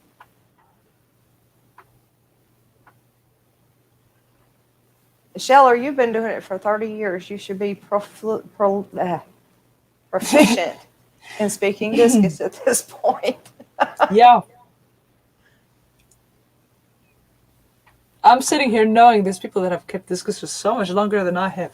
Yeah, that's what I was thinking. I've not been in it for 30 years. I've only been like 8 or 9 years. My discus talk to me, and I enjoy it. Because I can see what they're wanting. If they want food, they tell me they want food. Oh, yeah. Most of the time, they want food. Thank you, Diego, for sharing her channel for her in the thing. Thank you. She has far more viewers than I do. She's got some really good topics over there, so definitely subscribe. And these are actually, some of these people are actually in Fish Fam, and they support each other's channels, which I think is absolutely amazing. And I've been going and sitting in their channels and listening to them when they're speaking about different things. There's a lot of shrimp people, and I've never kept shrimp before because shrimp are just a snack for discus. But I found it interesting to sit there and see all the different types of shrimp that the different people have, and that's something new that I can learn about. I still don't have that much of a care for snails, but that comes with learning how many parasites that snails are the vector for. And I don't want to scare anybody with that because I know you guys love your snails. But I'll leave y'all with your snails. Melise, have you ever had snails? Yes. Quite a few tanks. Small. Mm-hmm. My discus tanks currently are 100% clear of any snails. Right. I've got them with all my shrimp tanks. Oh, somebody asked what are the fish we keep. Yes, I keep shrimps, angels. I had lots of corridoras at some point, koi fish at some point. But anyway, with the shrimp tanks, I do allow the snails because Uh-huh. they really contribute to the soil and the health of the soil. Right. They eat the shrimp poop and they're really good for the ecosystem. But when it comes to discus tanks, they're really a big pest. Yes, I had them in 2013, 2014. When I started with my first four discus, King and Eve, they were in planted tanks. Right. And King only passed away this year in Oh. July. Yeah, and the snails that I used to battle with were the Malaysian trumpets. They twirled like this, Yeah, yeah, and they would burrow in the gravel. Yeah. yeah. And the Oh. Malaysian, okay, so it was the Malaysian trumpet ones, and then the round snails. I forgot the name of them. Just small, typical round snails. Mm-hmm. Yeah, I have I don't have a those. clue. So. And then I have the pointed one as well. It creeps up the glass a lot. And then for fun, now I also had, recently I had Nerite snails. The helmet one, the diatrack one with the red arrows. I had a few of them, but they didn't last long. I didn't acclimate them well. But when it comes to discus tanks, no, no, no, no, no, no, no, no, no. It's an aesthetic issue for me. I can't deal. Right. We had brought in some Amazon swords, and we brought in some local plants, which we had cleaned everything. You can't always clean everything. And we had pest snails show up, and we got clown loaches, and within 2 days we didn't see them anymore. No more snails. Wow. 2 days. I was like, where'd they all go? Not that I mind, they were gone, but I was kind of surprised. But we did find out for sure that malachite green kills clown loaches. Yes. So Yeah. we didn't have a Oof. choice. It was, Oof. the clown loaches or the discus, and there is no competition there. So we didn't have another tank to put the clown loaches in, as everything else they would have eaten Yeah. fish in. So we had to keep them in with the Shame. discus. Shame, man. It happens. I mean, there's times that you've got all your tanks full and you have no place to go. I had angels and I had discus and I had I can't even remember. We had tetras. We had a lot of stuff, and I just had no place to go with the clown loaches, and I just wasn't willing to give up the discus. So, if I had to make a choice, it's going to be the discus are going to live. So, Oh, I also have an arowana. A big boy. I love him so much. you're going to have to show him to me later. Uh, I love arowanas, especially if is it not a silver? It's a black or a gold or a red. I want a it gold is one. a silver. It is a silver. Okay. We'd have to microchip them and get a certificate to get them into SA. The more expensive ones. Your Asian golden arowanas, the redbacks, the Jardinis, we can get without certificate. That's fine. The African arowana and also the black arowana we can also have here. But I've We got a can only silver. have the silver. We can only have the silver. I have had silver arowana with discus, and they did well together. Even though we were feeding the arowana live foods, I'm kind of surprised it didn't go after the discus, but he didn't. If he had started going after the discus, we were prepared to move the discus to a safer tank because he needed the big tank.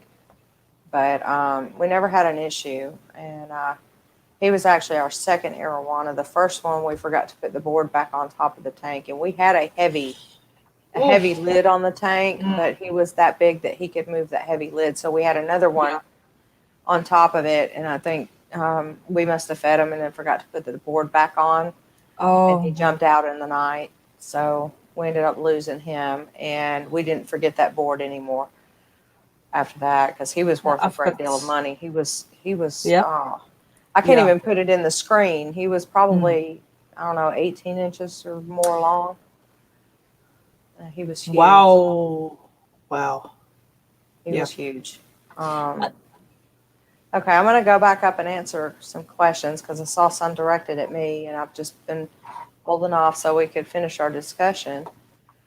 Thoughts on conditioning discus to prepared foods. If you put it in and it's made right, they'll eat it.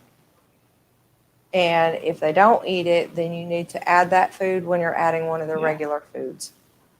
So if they have a flake food that they're particular to, add some of the new food too at the same time. And they'll eat a little bit of both and they'll get a taste for it that way.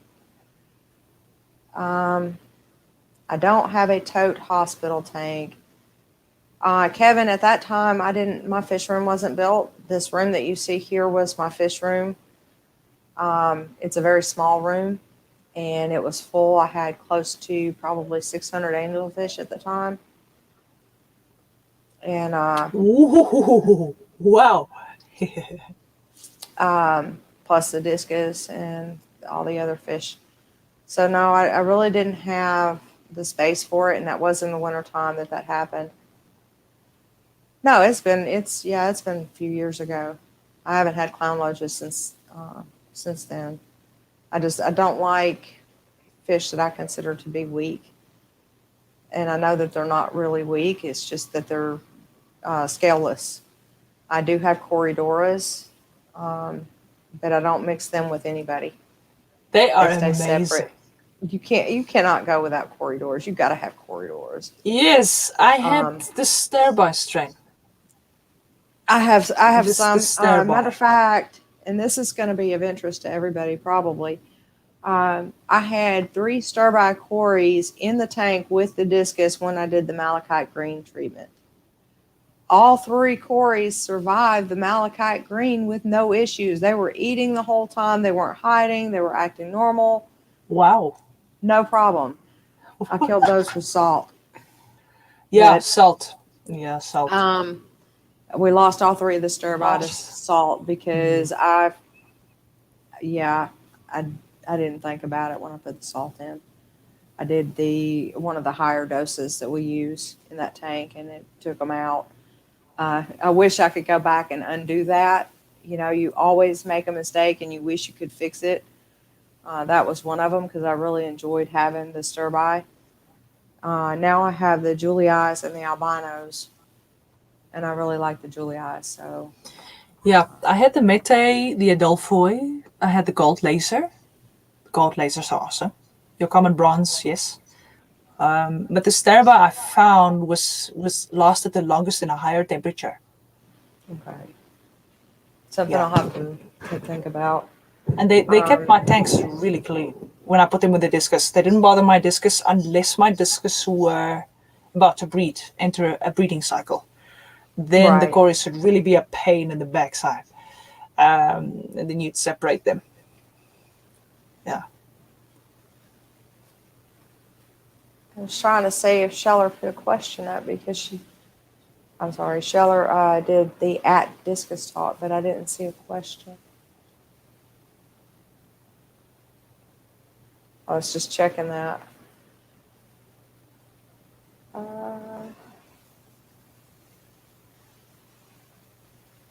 Amazon pancakes pH is 7.2 from the tap. Oh, I see it, yeah. And it drops to 6.4. You need to stabilize your KH to stabilize your pH. Because if you're running 0 to 3 KH, you're going to have a bigger drop than that. Yes. Yeah. It's going to drop a lot lower than that. Yeah. Absolutely. I would add some crushed coral, something.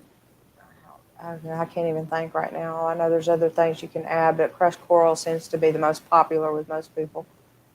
Seashells. Someone had a comment earlier of aragonite. I have never used aragonite. But yes, the crushed coral works super well. And then crushed seashells, if you can. If there's no inner layer on it. I would not use eggshells, though. I've heard of some people use eggshells. When you peel off the inner layer of the eggshell, you bake it outside in the sun for a bit, and then you add it to the tank. But I'd rather stick with crushed coral. Yeah, that works well. All right. Hormones, can you use the water from a pair with fry to trigger? I have actually tried that, and I have not seen a difference in my breeding pairs. But on the other hand, I had some actually pair up after water from a breeding pair was added to the tank. Could it be coincidence? Nobody knows. That's not really a true research experiment, but we did, throw some of the water from the breeding pair into another tank, and we ended up with a couple pairing off in that tank. Yeah, So, same here. Yeah, same could here. be coincidence, might be something to it. Who knows? It never hurts to try if that's what you're, trying to do. I don't do it anymore for biosecurity reasons. I don't want to mix one pair with another pair. I love to keep my pairs separate. But I've tried that, and also no breeding. Maybe it's not enough of the hormone being added if prolactin is released into the water. But I have seen a change in behavior. I've actually seen aggression as well. You would see the whole behavior of the tank would change. They'd be more active, and Yeah. that I have seen though, but no breeding, like actual breeding.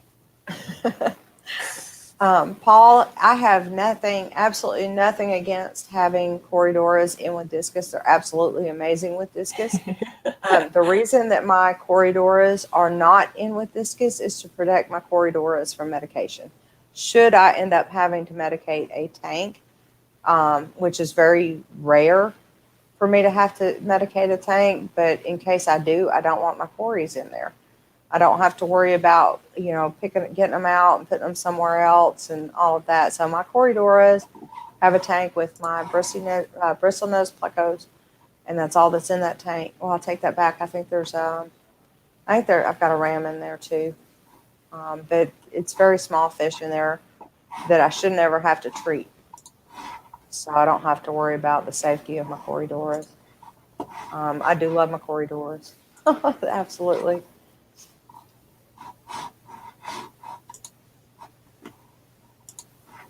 Someone sent me a link on Facebook of Dr. Bachelet's food. Okay. I see it now, yeah. The acai berry powder. And probiotics. It's all natural stuff they add to the pellets.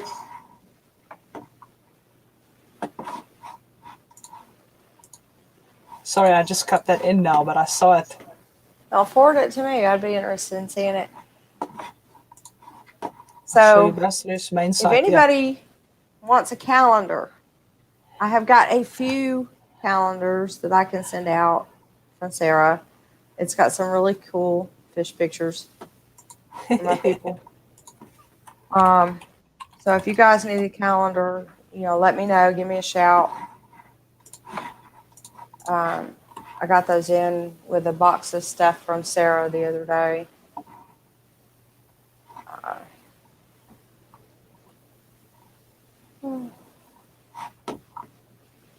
Okay, it was Paul that was talking about the aragonite. I don't even know how to say that either. My brain has gone blank. Aragonite. For words. Aragonite.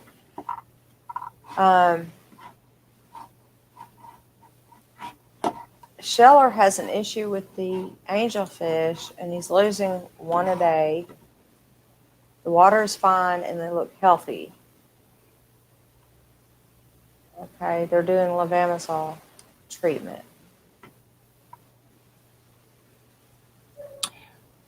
Are you losing mature angels?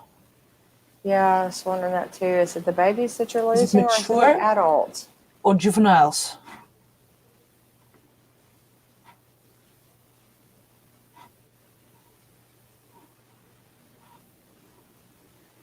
We're all waiting for an answer from Scheller now. Pitzolix, what part of the world are you in, Divana? I am in South Africa. So I am way at the bottom. Way south of the equator. Yes, that's why, yeah. That's why They are going logistics is into so tricky. summer in South Africa, and we are in winter in the U.S. 3 months old, so still subadults. 3 months.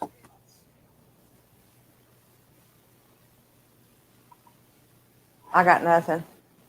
I mean, it could be anything from bacteria to parasites.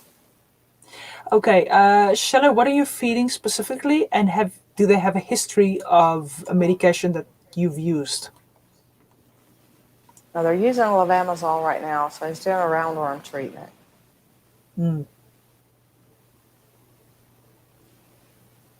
Currently, yes, but before that as well. Right. That's true.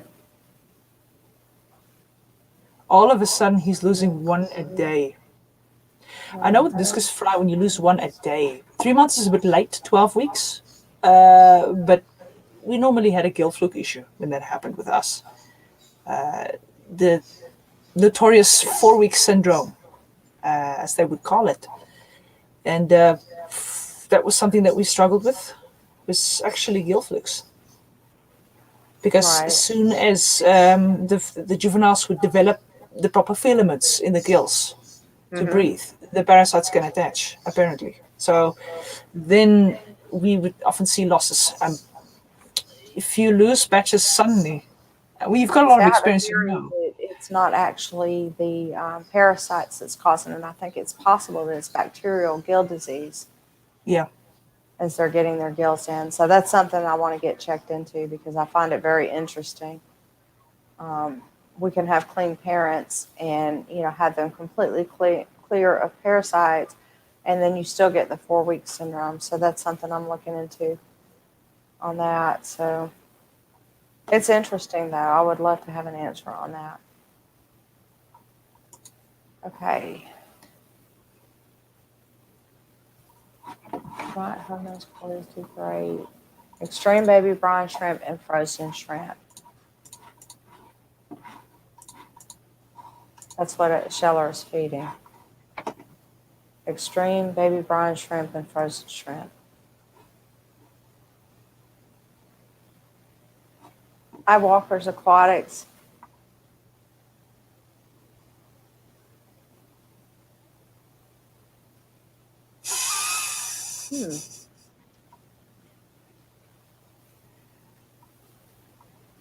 Oh, Tammy, that's your baby.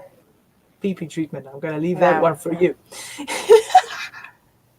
I would use formaldehyde 37% before I would use PP treatment.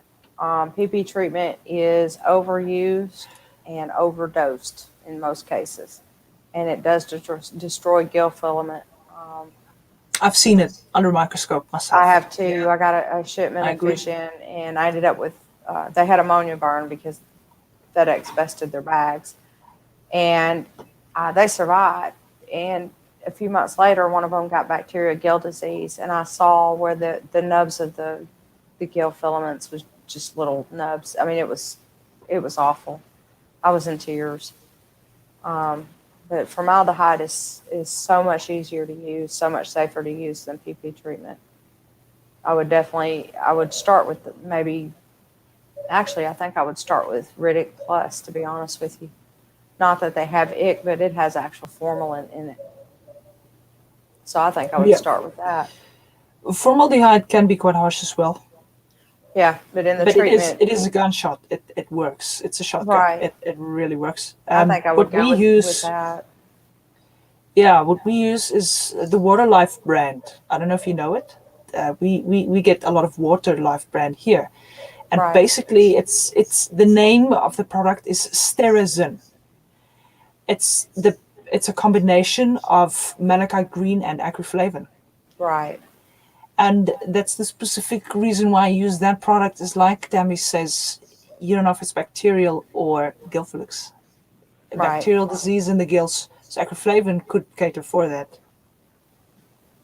If it's a negative gram bacteria, or you can treat the dactylogyrus parasite, which is the more common parasite in gill flukes, Yeah. in the gills. So I think it's just a I think suggestion.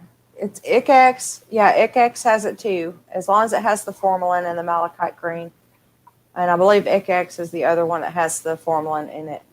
That formalin dose is a safe enough dose, and you've got your malachite green. Those two together work really, really good with a salt treatment. And I would probably do about 2 tablespoons per 10 gallons of aquarium salt along with it. And that helps de-stress them as well.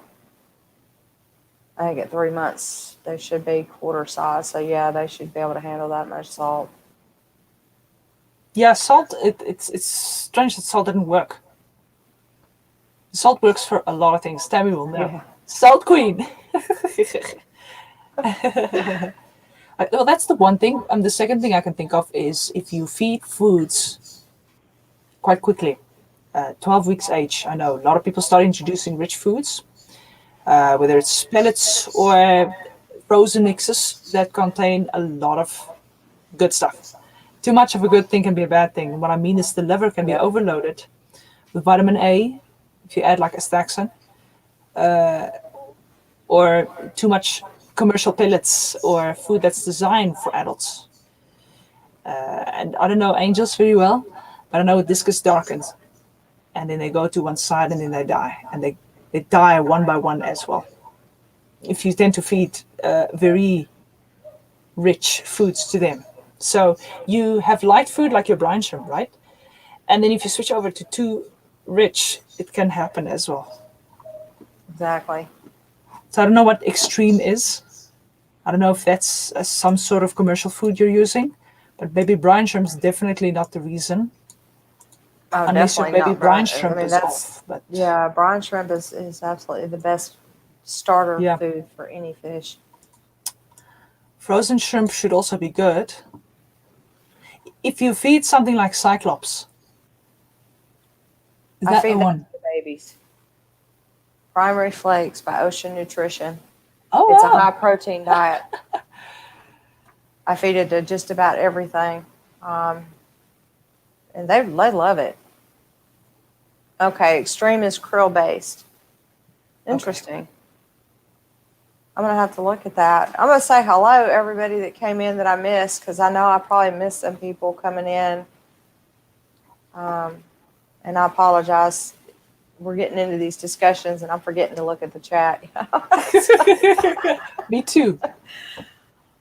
We're trying, though. We're doing our best. I think we said what we wanted to say about the hormone story. We got it off our chest, what we wanted to say. Yeah. Now we're just catering to the public. Hello, Scott. Everybody in the chat is guiding our actual talk at the moment.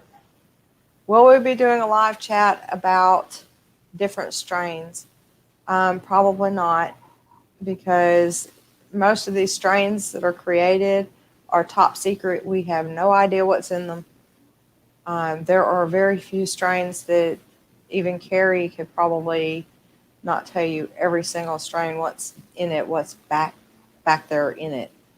I've got 2 different types of red covers or rose reds or whatever you want to call them that come from 2 different breeders.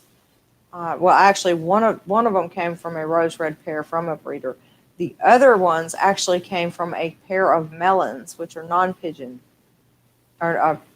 pigeon bloods, and they produce non-pigeon babies. So there's so much stuff mixed in some of these genetics, you never know what you're going to get. And you don't know what they use to make them. I still do not have a clue how they made those melons, and I'm still getting non-pigeons from those melons. That's insane. Wow. Oh, you saw those pictures I posted last week of the 3 that I sold to somebody? Those came from my melon pair. And they all have the Marlboro markings on the gills and then the tails. I mean, it's amazing. Wow. What is your largest discus aquarium that you have? Mine is 265 gallons. How big is your largest? I have one tank that stands outside that's huge, but it doesn't really count because it doesn't fit through my door. I bought it and it was too big. The advertisement was too small. And I bought it and it doesn't fit through my door, and that's an 8-foot tank. It's I probably don't. about the size of mine because I think my 265 is about 8 foot.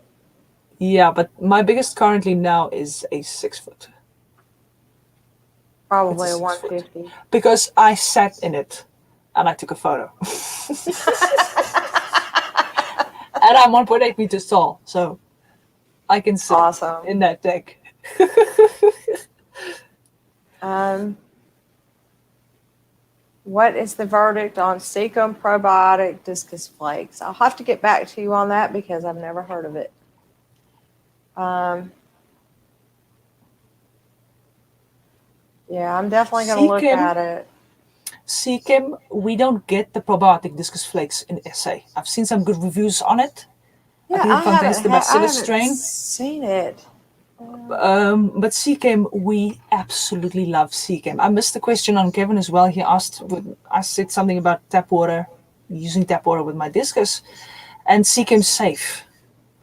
Seekim Prime I use is, Prime. yeah, Prime is I'm not, yeah, magic. I I love love that Cecum stuff. product.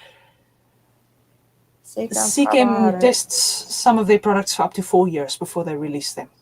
I've read that on 2 different sources. So they laboratory tested. What I like about Seekim is they're very focused on reef, and reef animals are quite delicate. So Seekim stability for biological filtration, just to start it, works very nice. And Seekim safe is similar to Prime.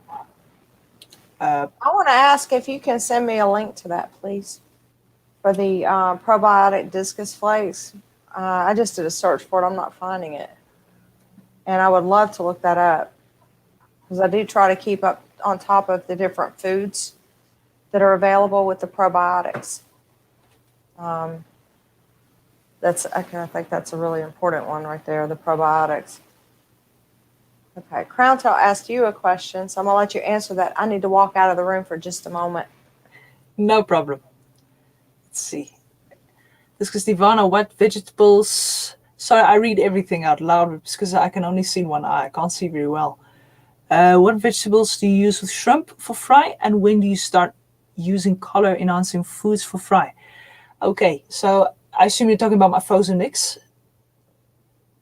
So the frozen mix contains spinach. I love spinach because it's pretty rich in iron, but it's not too rich for them. I love using spinach. So there's different types of spinach. I'm not certain what we have in SA, but it's the smaller leaf one. And we cut out the white veins. So we just blanch it to make it soft, but we don't cook it dead 3 times. So we just blanch the spinach and then we add it. That's the one thing then I love to use if it's vegetable related. It's not really vegetables, more algae. I love using spirulina. Spirulina contains a light amount, but a vast amount of minerals, 18 minerals. So I like to use spirulina powder. It's a form of algae. And I normally use a teaspoon in about, I think it's called 3 to 4 pounds of food. So it's just enough to make my food green. I think I use half a cup of spinach in 3 to 4 pounds of food. And then I use the shrimps or prawns, deshelled. I'm looking for krill meal. I can't find krill meal, but I use krill meal. And then what other veggies do I use? I've used carrots before. My discus didn't really like it that much. Someone suggested carrots, and I cooked carrots and I skimmed off the shell and I cut it in slices and blend it fine. But I don't use carrots anymore. I used bananas before because it's rich in potassium. But I don't use banana anymore. Banana contains a lot of fructose. I'm a little careful feeding my discus fructose. But yeah, it's mostly spinach that I use. I love to use spinach. Okay, It I'm back. works.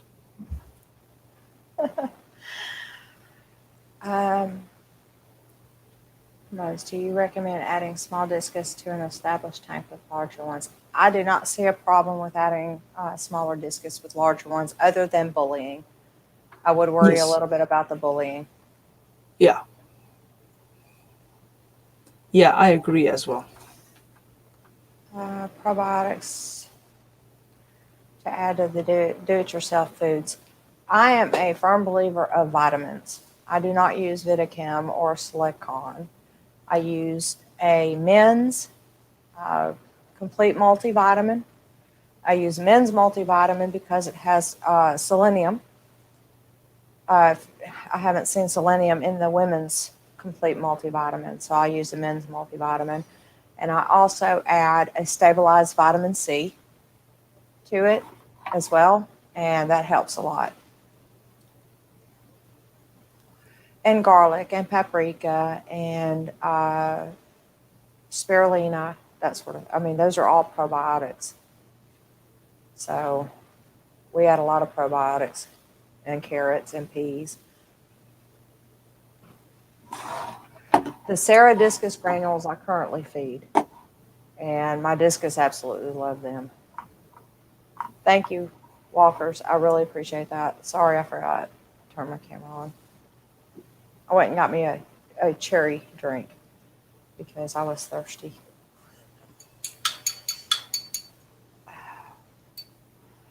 My camera was off, Bob. I left the room and I came back and I turned the camera off for a second. I was thirsty. I had to get me something to drink. Yeah, I agree. Sarah granules are good. Well, in SA, what we find common is Tetra. And Tetra brand is very appetizing for discus. Yes. But it does not contain selenium. But it's rich in other vitamins. But vitamins can go off. They can expire after a while, after a few months. This one. Yes. Ours just says discus, Tetra discus. Yeah. And that's why I keep my frozen mixes simple, because then I can give it to my fry. And in the commercial pellets and like richer foods, I don't start feeding the fry until 3 months of age, just over 3 months. If I start before 3 months, it's like it builds up in the system. So you feed it to them for 2, 3, 4 days, and then you start seeing losses. Yeah. I don't feed a lot of the tetracolor granules. I do feed a little bit because they're crazy about the things. Yeah, it's very appetizing. But, you know, I've got the primary flakes. I've got the Sarah bits. I've got, actually, Sarah sent me some probiotics. I haven't used it yet. I'm going to see if they will eat it. They are very picky about which granules they'll eat, which flakes they'll eat, and that sort of thing. So I do have to try to find what they will eat, what they won't eat. But what they won't eat, I put in the beef heart. So, yes.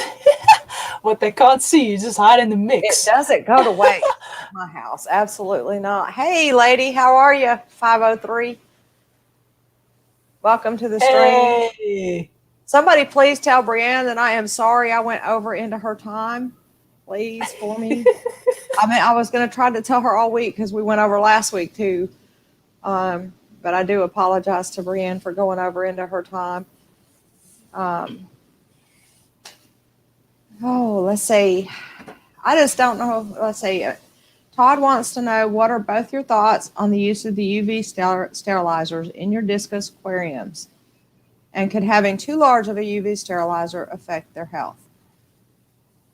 I have UV sterilizers. I have 2 on my 265. I have 2 on the adult 150 in the fish room. It seems to help keep the algae down. It keeps the bacteria down to some amount. There's my degenerate fish keeper. Hello. Hi. I think all the fish fam is starting to come back in. Yes. Live stream must have been finished. Wow. I don't think there's such thing as too large of a UV sterilizer, is there? Miss Divana, do you think there's too big of? I don't think there's a such thing as too big of one. No. I don't. I've never really tried a too strong UV sterilizer though. My UV exposure is at least 1.5 to 2 seconds. Yeah. To the water, for it to be able to destroy the pathogens, the free swimming pathogens. Yeah. And 100% agree with Tammy. The algae doesn't have a chance. No. It gets fried on the spot. We're talking about the cloudy green algae. That's sorted for real. And it's you just got to remember to switch your UV off if you would have to medicate for some reason. But I've used a koi 10 watt or 8 watt UV sterilizer system on a 6 foot. I don't know if that was too strong, but no side effects. No. We are right now experimenting with a hang inside of the tank sterilizer. Yeah.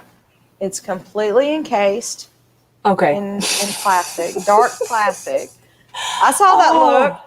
I've But worked we've with never, either. I'd never seen them. And I had heard several people talking about putting a UV sterilizer in the side of the tank, and I'm like, yeah, don't do that. Don't do that. I've got one. Somebody gave it to me, so I'm actually put it into one of the 150s, and we're gonna see if it does as good. But it's interesting. It has like almost like a wave maker that pulls the water through the UV sterilizer. So it's interesting. I mean, anything's worth trying, you know? Yeah. So we're going to give that a shot and see how it goes. Shining UV directly on discus is detrimental. I mean, Oh, absolutely. I've helped a few customers. It was less than a handful. There weren't many customers that do that, but beginners that start using UV because it's highly recommended, for hygiene purposes. Right. And they'd use a UV light and it would burn the fish. And then you'd have to treat that burn. Right. And a UV burn looks similar to a bacterial rot. It's like aromonas. Yes. Yeah, it looks like aromonas. And that's quite bad. And also discus that get intoxicated by UV that was left on with medication. Because it can actually make medication toxic. Right. So, yeah. But that was not the point. The point was UV in the systems. Yes, highly beneficial. Yes. I don't know about the one that we've got hanging inside the tank right now. It's, we're trying it. We don't, never used one. So we'll see how that goes. Too much UV will not kill off your beneficial bacteria. The majority of your beneficial bacteria is going to be in your filtration system. It's going to be in your bioballs. It's going to be in your floss. It's going to be in your canister, in your sump. So you're not really, it's not in the water so much as it's in, your filtration system. I know a lot of people think they can take water from one tank and cycle another tank with it. It doesn't quite work like that. You don't get enough. There's so small amount of beneficial bacteria in the water itself that you're not really starting anything. It is possible that there's beneficial bacteria growing in your substrate. Something to keep in mind. Where your beneficial bacteria in your substrate, you've got all your particles of food that you didn't get up because you can't get every single particle of food. So you've also got your pathogenic bacteria there. And when you pull those out and you put those into another tank with these fish that maybe it's a quarantine tank, you've got a shipment of fish coming in and you've put the substrate in there with this pathogenic bacteria, you get your new fish in, they're stressed. Their immune system's lowered. And these beneficial bacteria can take hold and actually cause harm to your new fish. So that's something that you really have to be careful about. I don't even recommend having a cycle tank for fish that are coming in because their immune system is too weak.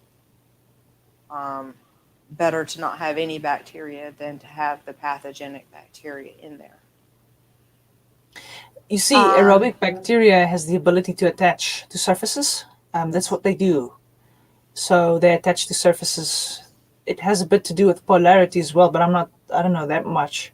But I just know that aerobic bacteria, they need porous surfaces to form a network. Mm-hmm. Yeah. So they tend to stay more in the sump. Let's see. Degenerate, that's about what I call my canisters too. Those canister filter thingies. The hang on the back thingies too. And then you've got the sponge thingies.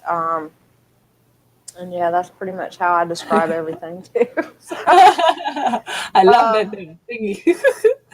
I couldn't help it. I mean, I actually do call them thingies. They're all thingies. The thermometer thingy, and so I'm exactly the same with that. Absolutely.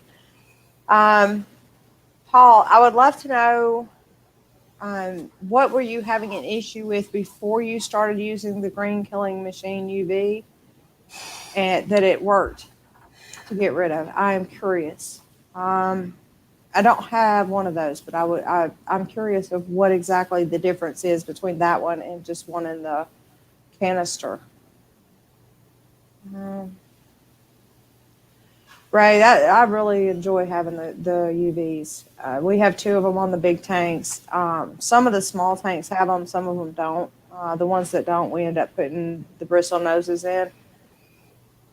Now look, I got baby bristle noses. They're about, y'all can see that, about that big, right? I don't want to put them in with my big discus because my big discus are going to pick those off because they're that big. So my husband gets this brilliant idea. We've got discus that are, that big. He put the bristle noses in with our discus. The next day, we didn't have any bristle noses in that tank anymore. I'm like, Wow. Wow. okay, then.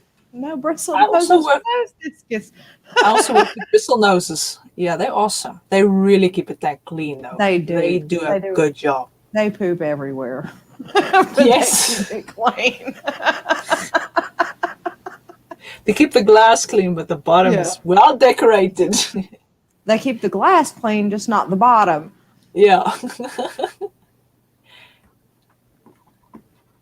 Oh.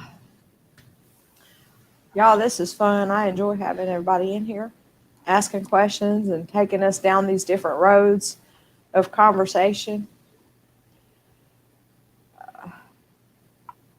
Let's see, what else we got?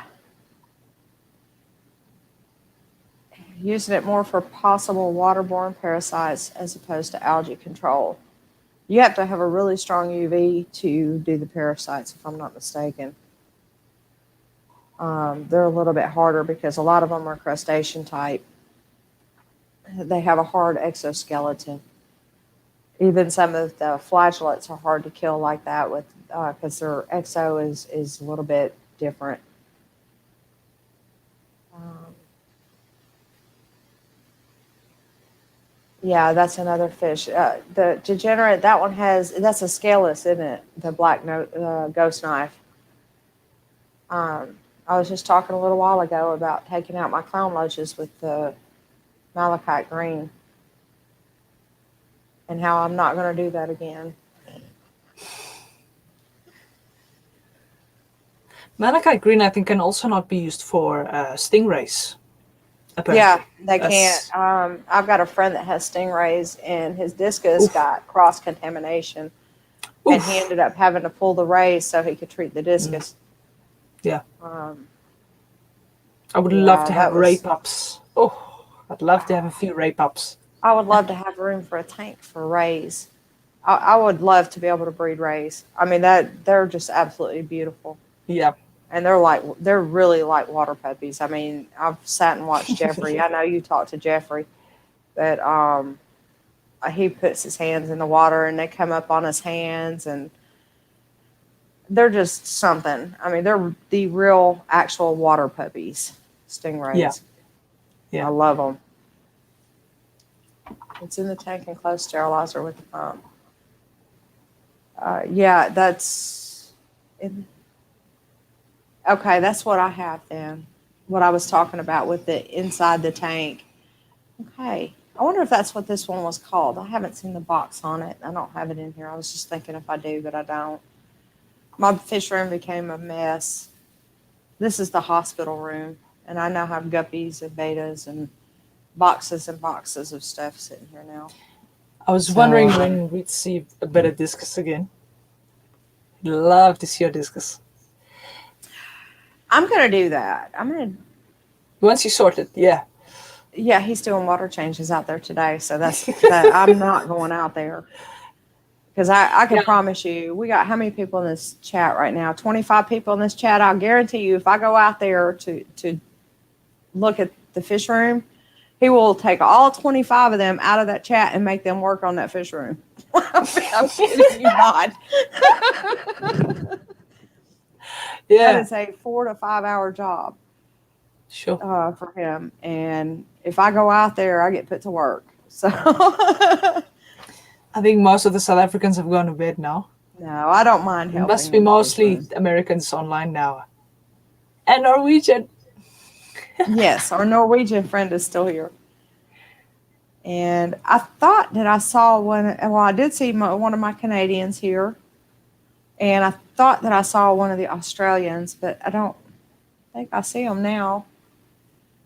Yes, guys, please subscribe to the channel. Go and subscribe to Discus Divana's channel. Subscribe Thank you. to each other's channels. And paid Sonic's That's channels. a new one. Oh, we got a And this is- Hungarian. We got a Hungarian. Hey! I was kind of hoping the Indian was going to show up, but I think I told him 12:30 his time. So that was late. There's Tim Ennis from Australia. I thought I saw an Australian in here. I could hear their dialect all the way over here without them ever saying anything.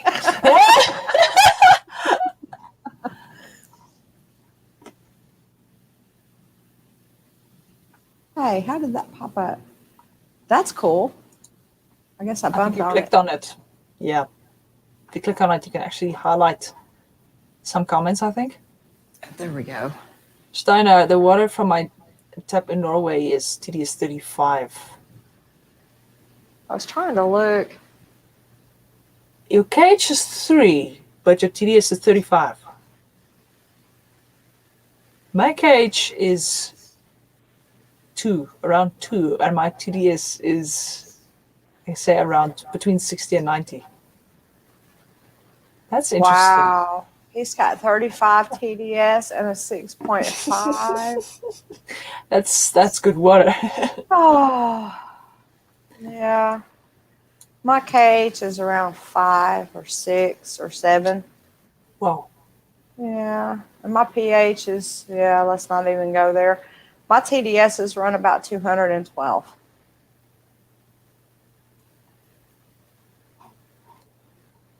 See, degenerates is a little bit higher at 380. Mine right now is a little bit lower. Mine fluctuates. My TDS actually fluctuates, but my pH never fluctuates. Yeah, everyone has different composition of TDS and different carbonate hardness, but the eggs here from my discus would calcify. Right. They wouldn't hatch around a KH of 5. Yeah. So I'm very lucky. I've gone twice to get my water tested at the University of Florida, and both times it came back exactly the same. One time was in the summertime, and the other time was 2 years before that in the wintertime. And my water was exactly the same both times. KH, GH, everything was the same. Wow. And my pH at 8.5. So, I mean, I've got extremely stable water. Paul, it was nice having you here. Thank you for coming in. Thank you, Paul. See ya. Definitely enjoyed the questions and the information for sure. Yeah, I think we should do some streams on, besides guests you're having, but I think a good ideas would be, things that hobbyists struggle with, really struggle with. Right. For example, breeding, a lot of pairs can lay eggs, but they don't always attach to the parents, or stuff like that. So It's either diseases or breeding issues. I think that would really be cool, and that would draw quite a few people here as well. We actually have Carrie and I did a live stream. Gosh, it must have been 6 months or so ago about breeding pairs, breeding, raising fry. We did all of it in one live stream. I think it was a 3-hour live stream that we did. What I need to do is sit down and break them down into smaller live streams. Because because we get people that are interested. They come in, and like you saw today, people come and people go, and then more people come. So, they've missed the first part where we were actually talking about the somatostatin and the nephfatin and the hormones and stuff. And, now they're seeing that we're talking about the UV sterilizers and things like that. So, I really need to get it to where it's smaller ones, smaller streams. Yeah. But it's so interesting. And we get the people in and people are asking questions and we're, having these great conversations. You don't want to stop having a great conversation. Yeah. And that makes it difficult to make the shorter streams. But the good thing is the information is still there. So you can watch. Absolutely. Afterwards. Maybe at some point I'll learn how to section them off and cut them down into smaller videos and that sort of thing. But I'm just not that advanced yet. I think it's important if you discuss the relevant information in the beginning, those that want to come see and those that want to stay, because you're bound to just share more information. Everyone's going to ask questions. Like you say, you want to attend to that. And sometimes it's a good discussion. So, yeah. And I'd like to have some more with, like we did with the ladies of Discus. And you guys, she saw my video when I did the ladies of Discus. She wasn't with us at that point, and she messaged me, or actually she commented on it. And I got back with her, and we ended up, we've got so many things that she and I have in common. We don't necessarily agree on everything, and that's good too, because everybody needs to have some difference of opinions. But you also need to learn to set aside differences of opinions and work together for a common goal. And our goal is research. We're all wanting to get research. And correct information. Carrie is, I am. We're all, we all are research oriented. I learned about fish keeping through research, through actual scientific research, rather than going to the fish store and saying, hey, how do I cycle a tank? I learned about it through reading on the research papers on how to cycle a tank. So I've learned a lot of, I don't even know how to explain a lot of different stuff. I've learned some stuff from hobbyists. I've learned a lot of stuff from hobbyists, actually. But when I started out, I didn't know any hobbyists. And, the situation that I was in, I had a veterinarian that was getting me research papers so I could learn how to take care of fish. That's so great. I learned about it a lot different than, everybody else does at 18, 19 years old. I think that there's somebody else in the hobby, Alex. I think he has learned a lot of stuff from the research rather than from the hobbyists. I think he's a lot like that too. I think Discus Divana learned from the pet stores and learned through experience too. Struggles. Yeah, a lot of struggles. And that's it for everybody. And that's the one thing that people really don't see, that the research side of things and the hobby side of things is the same, because it's all about the struggles. It's learning from them. And I think that's great. So we all need to learn from something. And if you never have issues, you never learn it. Yeah. I've got quite a keen obsession with the language of Discus. And there isn't a lot of information on the language of Discus always. You'd find your common diseases you can read up on, and then you start branching it off from there. Or you'd find sites that would post something scientific, and you're like, what? And then you start investigating it. And when I started, I think it was it was actually a pro. It was an opportunity in disguise, is all the diseases we had in SA. South Africa. Everything that comes in here, 90% of the stuff that comes in here is sick. So you learn under pressure, and you Google medication, and then you get across medication sites. And then you start seeing the more scientific side of it.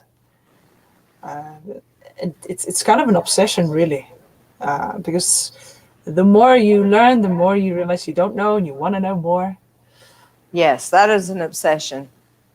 Absolutely. And I have that one.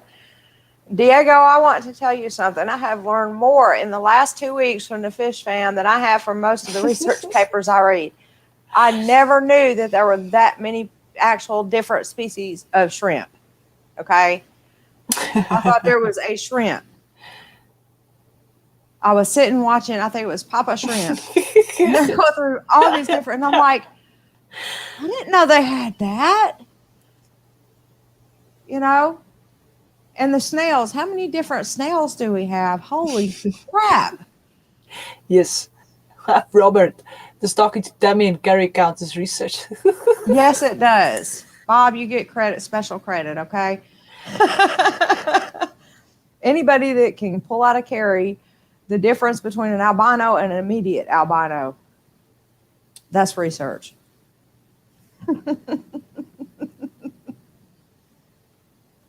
I tell everybody everything. I don't care. Books. There were a lot of books released between the year 2000 and 2012. Right. And now there aren't as many books released after that. As many.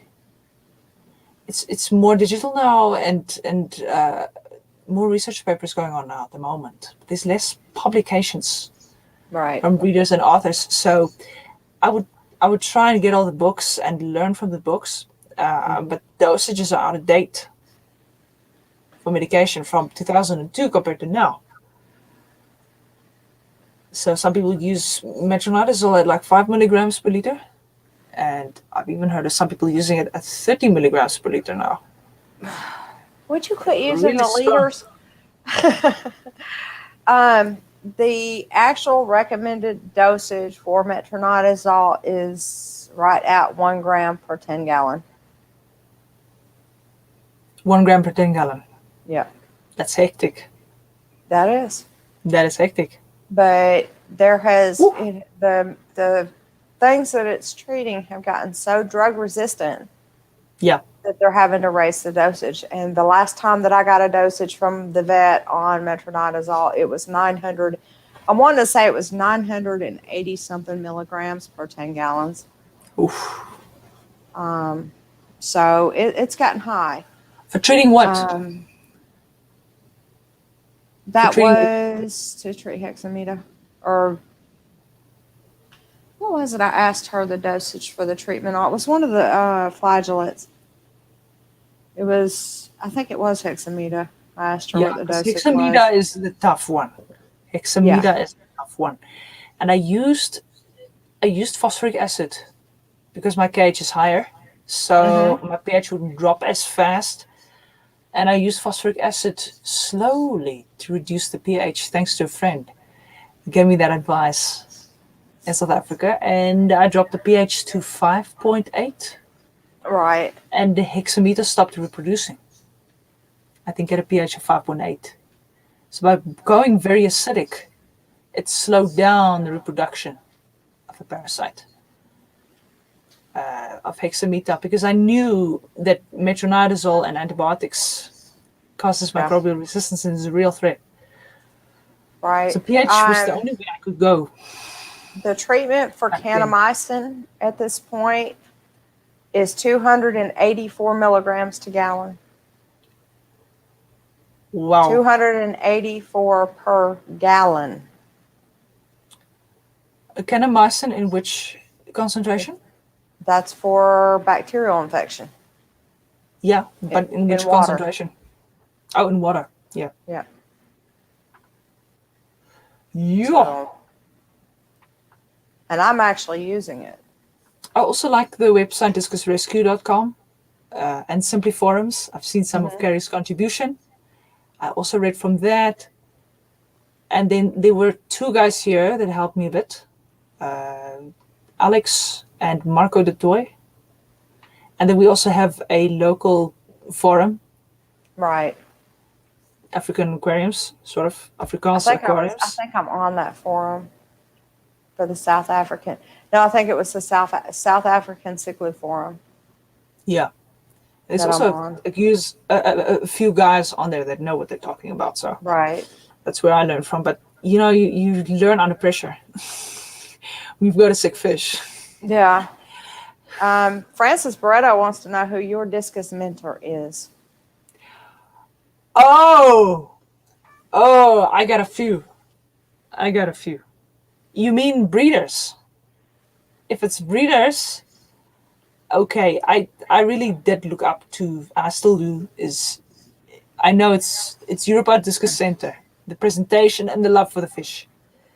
And he always assisted me when I needed help. I do love Europa Discus Centers breeder. Jack Watley, the original Jack Watley and his work. He worked together with three other Dr. Edward Schmidt-Fokker Yes. and some of the other breeders that contributed to pioneering our discus industry as we know it. I really love Jack Watley for his dedication, his passion Absolutely. for That creating man my was a favorite true strain. pioneer. Absolutely the truest pioneer, honestly. He was an amazing man. I believe he died with a few secrets. He knew so much. Yeah, we lost a So lot Jack, of knowledge there when we lost them. yeah, and then the results, and I do look up to the beautiful breeding stock of Geelong discus. I really love that discus that he's got. Yeah, but I must And say, by that, it was Geelong Discus. That is KL Discus Farm, YCID, YCID, and Winson. And we do import Winson here in the U.S., and I think YCID as well. So anybody looking for something from them, that's Delight Discus in Texas. Just wanted to mention that. yeah, some other breeders that have really brought forward results like Alexander Pivovarsky, Yeah. also like Discus Sinner in Slovakia. He breeds really good shape. I don't have one. I've got a few. I really have a few. Yeah. I tried to reach out to Shane's Discus. They didn't respond to me. Tony Tan didn't respond to me. One Never I really tried got to to reach know them. out to was Kakar Discus, and I think they're in Indonesia. I got a fish, and ended up getting it from my local pet store. They do saltwater mostly, but they had brought in this beautiful shipment of discus. And I've got one of them in my fish room. He's huge. He's probably 7.5, 8 inches, and beautiful. And I saw one in a picture that they had that looked exactly like him. I mean, the markings were almost in the same exact spot. I'm thinking, not only is that his brother, that's his brother probably from the same batch or twin or something. So I tried to reach out to him just to find out if they had any shipments that came to the U.S. so I'd know, who his breeder was. And they never responded to me. And I might have imported for them. They had still have absolutely gorgeous fish, but they never did respond. I wish they had, because he's really pretty. Yeah, when I started looking at discus, I was in love with bright red discus for a long time. And one of the common searches that popped up frequently was Tony Tan, the Fuji red, the bright red, and also Phuong Nam. I think he's in Vietnam. So I saw their feeds. Well, I saw a lot of information from them, but I don't know many international breeders.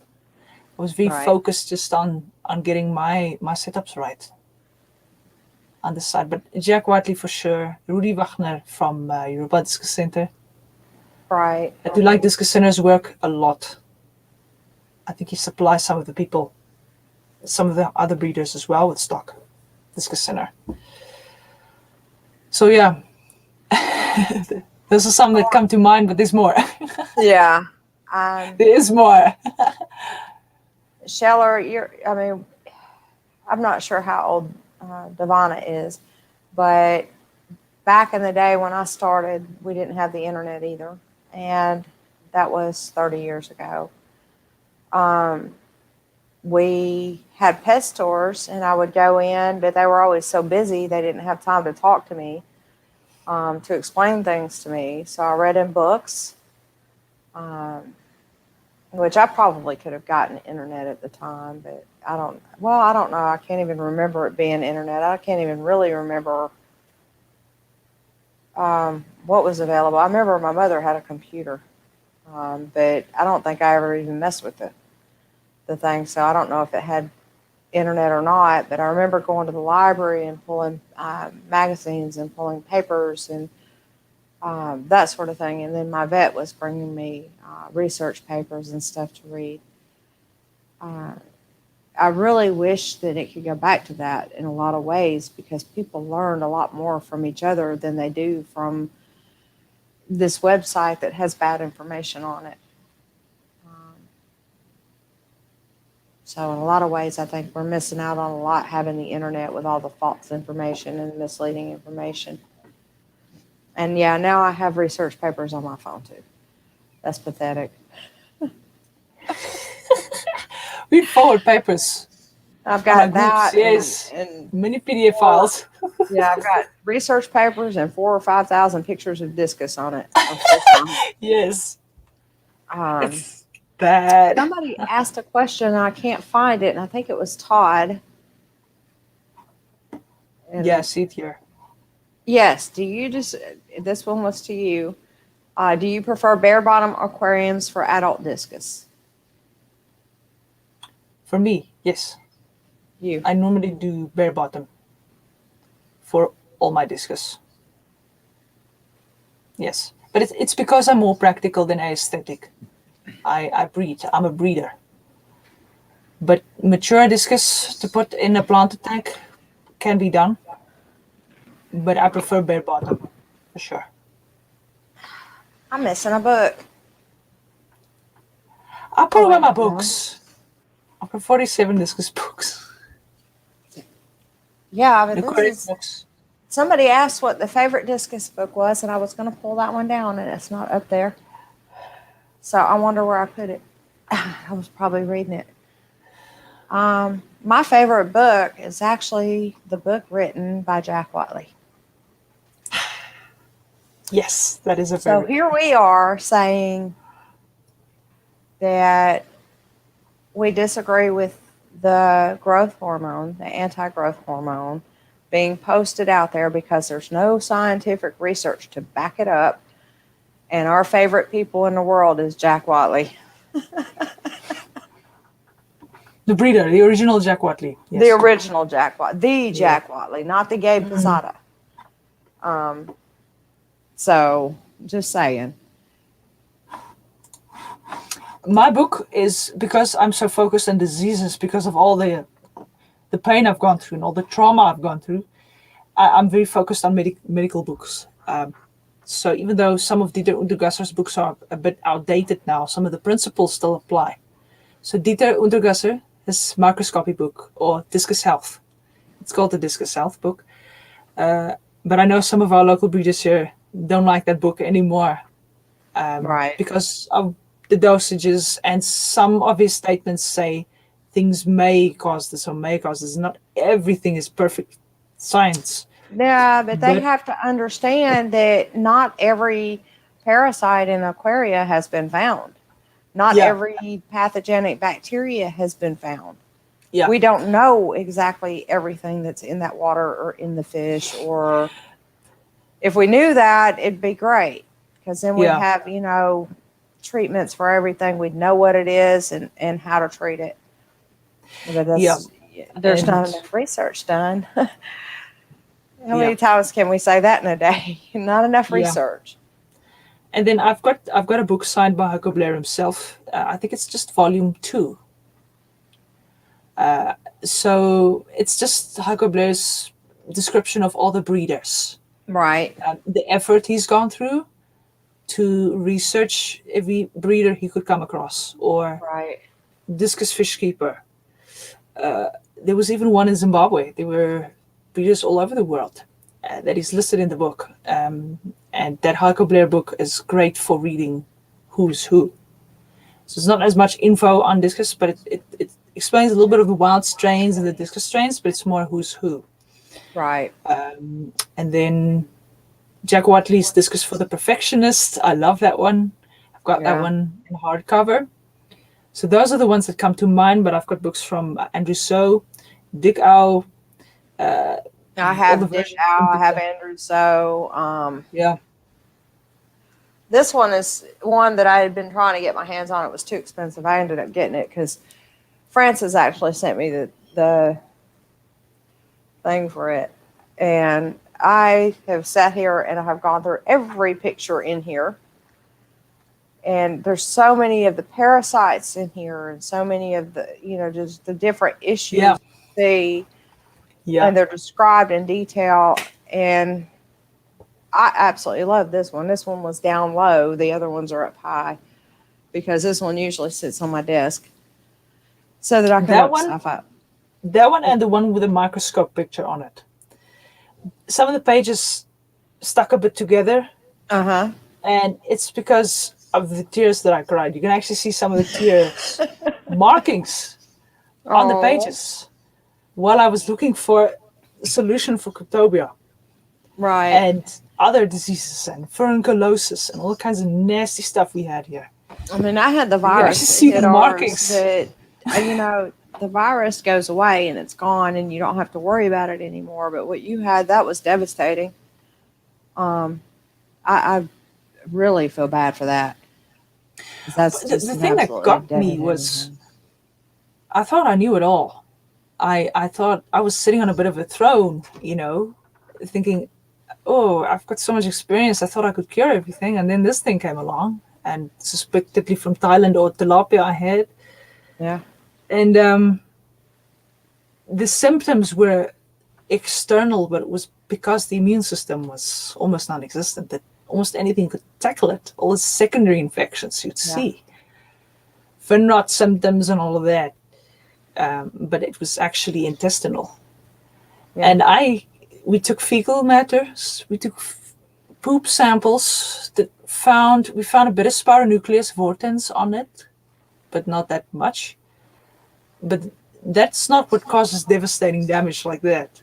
No, absolutely not. Spiro doesn't do that. Yeah, they found it in the spleen and they found it in the stomach lining. And then they called me that day. And they said, listen, we found cryptobia. I'm like, okay, yeah, I know it's a flagellate.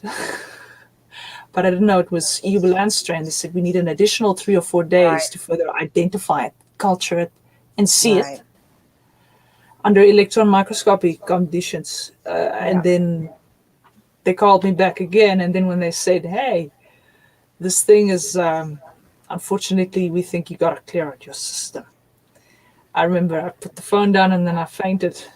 Because I knew, there we go. 34 discus pairs, we got to let them go. So what we did is we then took the eggs out. We put it in formalin. And formaldehyde, but it was so strong. I think I used 5 drops per liter, 5 or 6 drops per liter. That is, that's quite a few drops, 50 to 20 drops per gallon. And that's how we got it off the eggs. But yeah, Scheller's right. It really humbles you. But because of the love for it, you come back. Yeah. And try again. And look how much you've learned from all your challenges as well. Discus Queen. I put myself through some of them. I mean, I was actually going to Petco's to find sick fish to see which treatments would work and which ones wouldn't. Look at their scrapings under the microscope. 90% of them, probably more than that, had ick. On Discus, which treatments are the best ones to use, what works, what doesn't work. Malefics is the demon spawn. That stuff does not work for anything. I do have a research paper that says that if you take Malefics and mix it with Humifix at the dosage rate, it will kill ick. And it's possible that it will kill Gyrodactylus. So that was at least something interesting. But each one of them on their own are useless. Yes. I have to send you that. Use Malefics. Paper. I ran across that. I was looking for one to use in an article for the Malefics because people keep recommending it. So I was actually going to write an article, and I was looking for The papers, to support the fact that it is not an antibacterial, it's not even an antiseptic. And I found them. And then I decided not to write the letter because of the paper that I found talking about mixing the Melifix and the Pimifix doing Yeah. the parasites. And I'm like, well, that's interesting. Which, I mean, and I'm not against herbals by anything. I'm really not against any herbal medications because that's where most of our medications come from to begin with. But I know garlic is a repellent for tapeworms. I put lots of garlic in our fish food. Use what you can. Yes, Melifix smells really good. Absolutely. Yeah. Our cichlids, our African cichlids actually like this stuff. So we did give it to them every once in a while, and it made our whole fish room smell good. But our discus, when we put it in there, they would start breathing heavy and acting like they were just dying. So I won't even put it in a discus tank. Yeah, we use tea tree oil. I don't know if it was exactly the Tea tree, same yes, as tea tree Melifix. oil, and Pimifix is bay rum oil or bay rum tree oil. Never used bay rum oil ever. No, and I was doing research on some of the herbal stuff, and I found out that one of the oils that comes from, I want to say it's basil, will actually kill fish. Basil Some herbs oil. some herbs are toxic. Confirm it, but one of the things that we eat every day, or not every day, but you know what I mean, we cook with it, is something that will actually kill the fish. And that's what I meant by comparing cats and dogs and people and fish. They're all different. And she's over there looking that up, y'all. I don't know which one. And I got sidetracked with Francis sending me awesome shots of his books. Francis sent me a whole book. I kid you not. And I still have it in my phone. He sent me every page in a book because I couldn't find it to buy it. So he sent me a picture of every single page. And I still have it saved in my phone. Oh, wow. Oh, he's making me jealous. Bernard Dagan, yes. I only have one book from Bernard Dagan. Are you able to share that on the screen share? Yes. Awesome. I can do that. Put on my screen share. Can I put on screen share from my side? Yes, I can. Share my screen. Now everyone can see what I'm up to.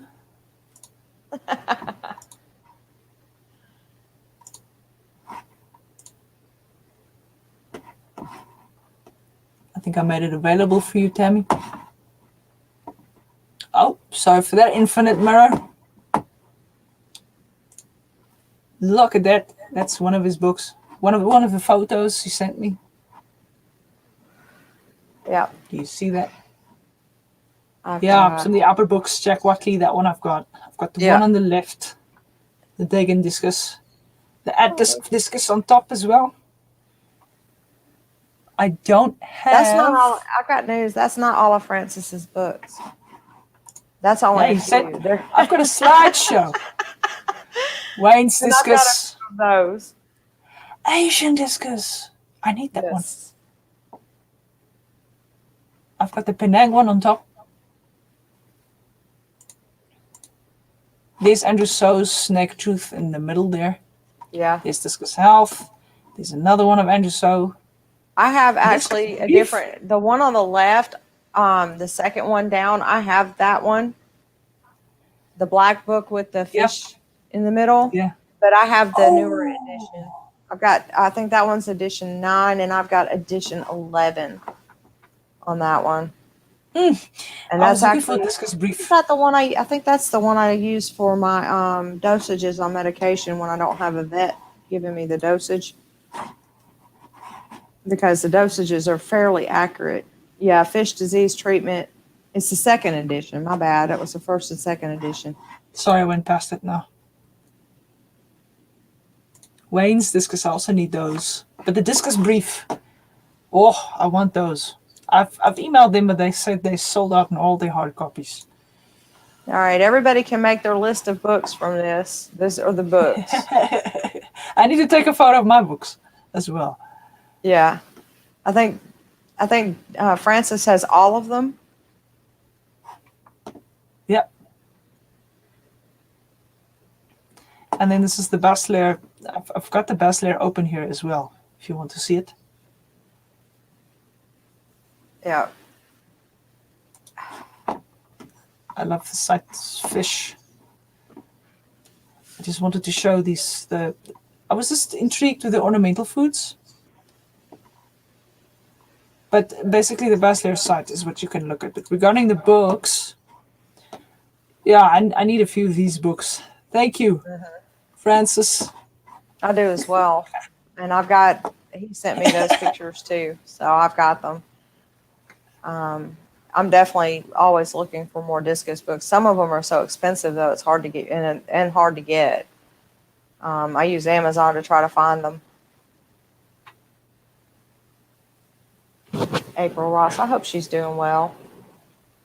She just had hip replacement surgery done.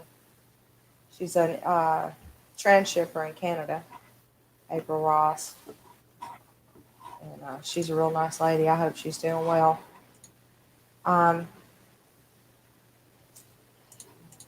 Fish fam's still here. Does anybody know if any of our people were in Kentucky and need help with anything?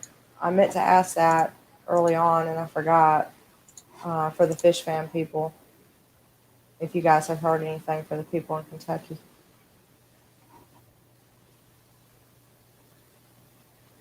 And if you have, you can shoot me a message, shoot me an email or something and let me know. See if we can do anything to help. So you've got Corydoras and you've got an arowana. What else do you have sitting? I had angels for quite a bit. I'm scaling down now on angels because I want to increase my scale again with Discus.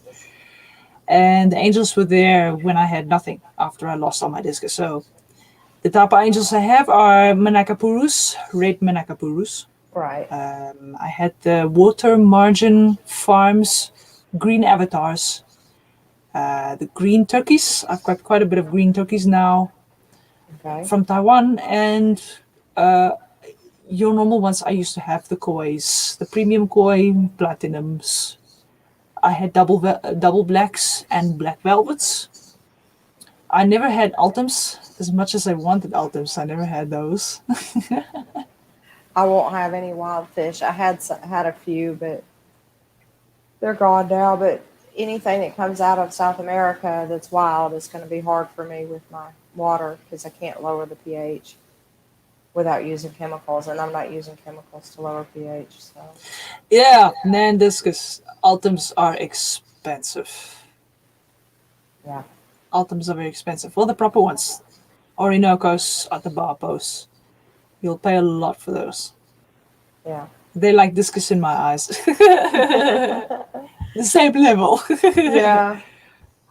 I've seen it. People struggle with the wilds. I had somebody messaging me about their wilds, and I've never had wilds, but I know that the wilds treatment is much like a Discus treatment as far as, different things. And I told him, he said he gets them and they do well for a little while and then they die. And I said, try adding a little salt to the water. And sure enough, when they started getting sick, he added some salt and it fixed them right up, whatever it was. I think it might have been a problem with osmoregulation, causing them issues.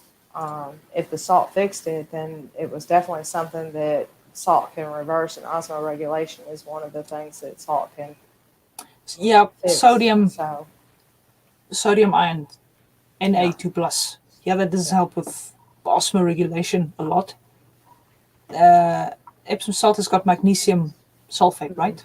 Right. Magnesium also helps. So that is a diuretic. No, wait a minute. Maybe I've got it backwards. Yeah, no, the Epsom salt puts moisture into the intestinal tract. So I don't know if that may be a diuretic. That may be, but I know it puts moisture into the intestines to help movement of the poop out. That's how it Yeah, works. yeah. So I've got a photo here of my books. I can screen share again, if okay, you don't Ricky, if mind. you hear anything, let me know. If you can, I've got some stuff that I can definitely make sure that gets to them that I can part with, blankets and stuff like that. So let me know if you hear of anything. And I think Mary Page is probably the one to ask, and I may try to get with her later and see if I can find out. Let's see. Are you trying to add to the screen? I shared my screen now just with some of the books. I can't find the other photos, Uh-huh.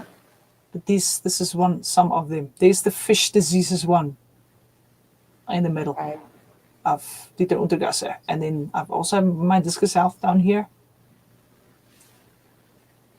And then Dick Au's books there on the right here. Yeah. So these are some of the books I packed out there before I ran out of space. And the Jack Watty ones are in my display room, in a cupboard, Loctite cupboard. Okay. Mine are all sitting here in my hospital room so that I can get to them real quick. Just don't know where my arowana is. My arowanas here. You asked. Oh, look at him. Oh, he's not got the drop by He's young. either. He's young. Yeah. He was 38 centimeters Oh, he here. does a He's little bit now. on that side, but that's not bad. Oh, he's pretty. Yeah, I bought him from another guy. Nice, clean. Oh, man. He's my only boy. He's my only arowana boy I've got. Oh. What do you feed him? Shrimps. Prawns. Shrimps. He loves that. Some of the carnival pellets from Hikari as well that they'd sell Okay. there. There was King, the first discus that started my business. Here he was 8 just before he passed. Wow. But this was my stunted discus, but he was brown, and then I bought him, and then he showed color. But he was 8 here just before he passed away. I had lots of discus. Yeah, these are what I have now. That's Thor. He's 9 or 10 inches. Nice. So I've got turquoise now of those. These are the angels I have now. These seem to be green turkey crossed with lace angel. Oh, those The are pretty. strains are not pure. They've got a bit of a dent in the nose. These were from Taiwan that I had some time ago. Yeah, and then my fish room, for those who've joined the chat now that can't see what my fish room, that's my fish room. I just had discus everywhere, all over the show. So they were all artificially raised. Right. They were all artificially raised. Yeah. Let's see if I have anything interesting to show. Probably So many not. photos. Well, yeah. Many of them were on my phone. I moved some of them to my computer, but trying to find them is the hardest part. Phone camera. I think arowanas are banned in some parts of the US, right? In Canada. We can have a silver arowana. I think it may be banned in Florida, but I can get one here. But so many of them are the black arowana, the gold arowana. I really want a gold arowana. And the red. All of the Yes. shorter band are all banned here. Sure. And here, I can do that one. Let's do this. Share screen.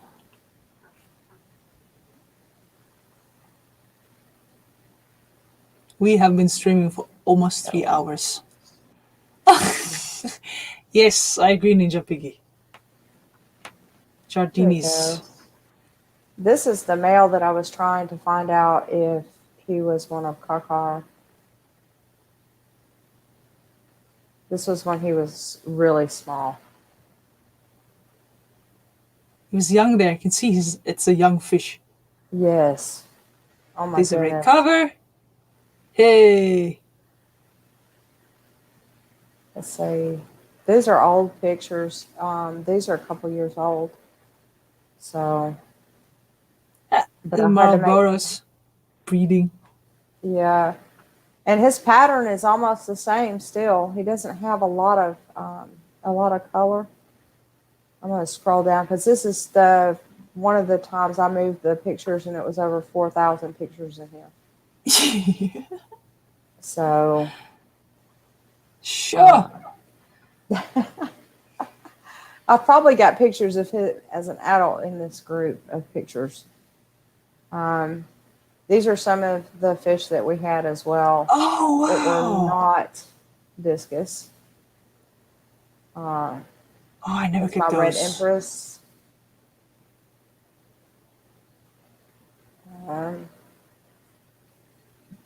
Peacocks. That was the female. Hi, Actually. Paul McCarthy. Hi, Paul. Hi, Paul. Let's see. Oh, it's 12 a.m. your side. No, it's just past 12 p.m. my side now. It is? Holy moly. So beautiful Marlboro pictures. Uh-oh. There we go.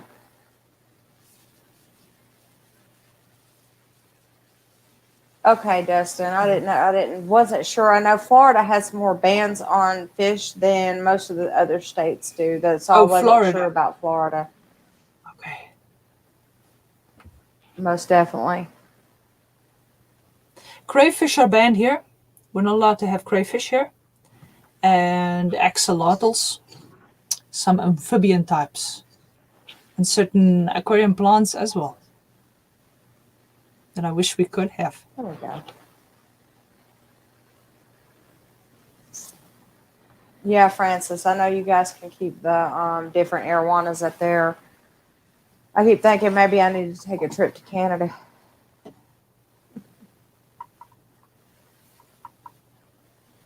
But too, the arowanas are expensive. So that's something that we have to look at too. It's expensive getting them. I made a painting of a red Asian arowana and I also made a painting of an A2 size of a golden Asian arowana, the shark fin one. I think, which one's... This one is a discus one I'm making now. Yeah, I was If you looking can at see it in the that. background. That's really nice. These were the kids I had at some point, except that one's a foreign one. That's supposed to be some sort of wild that I cannot remember. Yeah. I've got a blue diamond there. Those were all my kids back then. Oh my God, Diego, I can't unsee that now. Oh, that's nice. It's a solid red. Blue diamonds. Pigeon blood blue from Stenker. Yeah. This is some of the yellow Marlboros I had from Thailand. Turquoise, my favorite. Alenkers. And I also had a ring leopard as well. So I mostly made drawings. Quite a few discus drawings. Especially when I couldn't sleep, because after I lost all my fish so acutely, you're kind of in survival mode, just trying to find the answer, trying to find the solution. Right. And when everything was over and all the fish were culled and everyone was taken away, I couldn't sleep.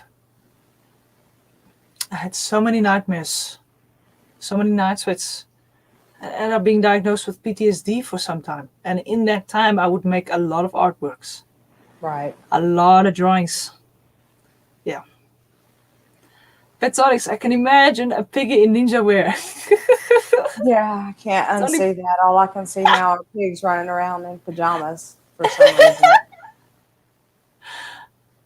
Yeah. My lights Yeah. are still on, Tammy. I gotta put the lights off for my fish. Yeah, we're Some probably of my gonna have lights are to. not on timers. We probably need to get off of the live stream at this point, anyways. Everybody's getting tired of looking at us.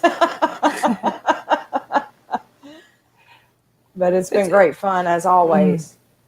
Yep. I enjoy how the Yeah. topics jump and people ask different questions, and Yeah, and even if that means that's what keeps the live stream going is people are asking questions and all of that, and it just really makes it an interesting time.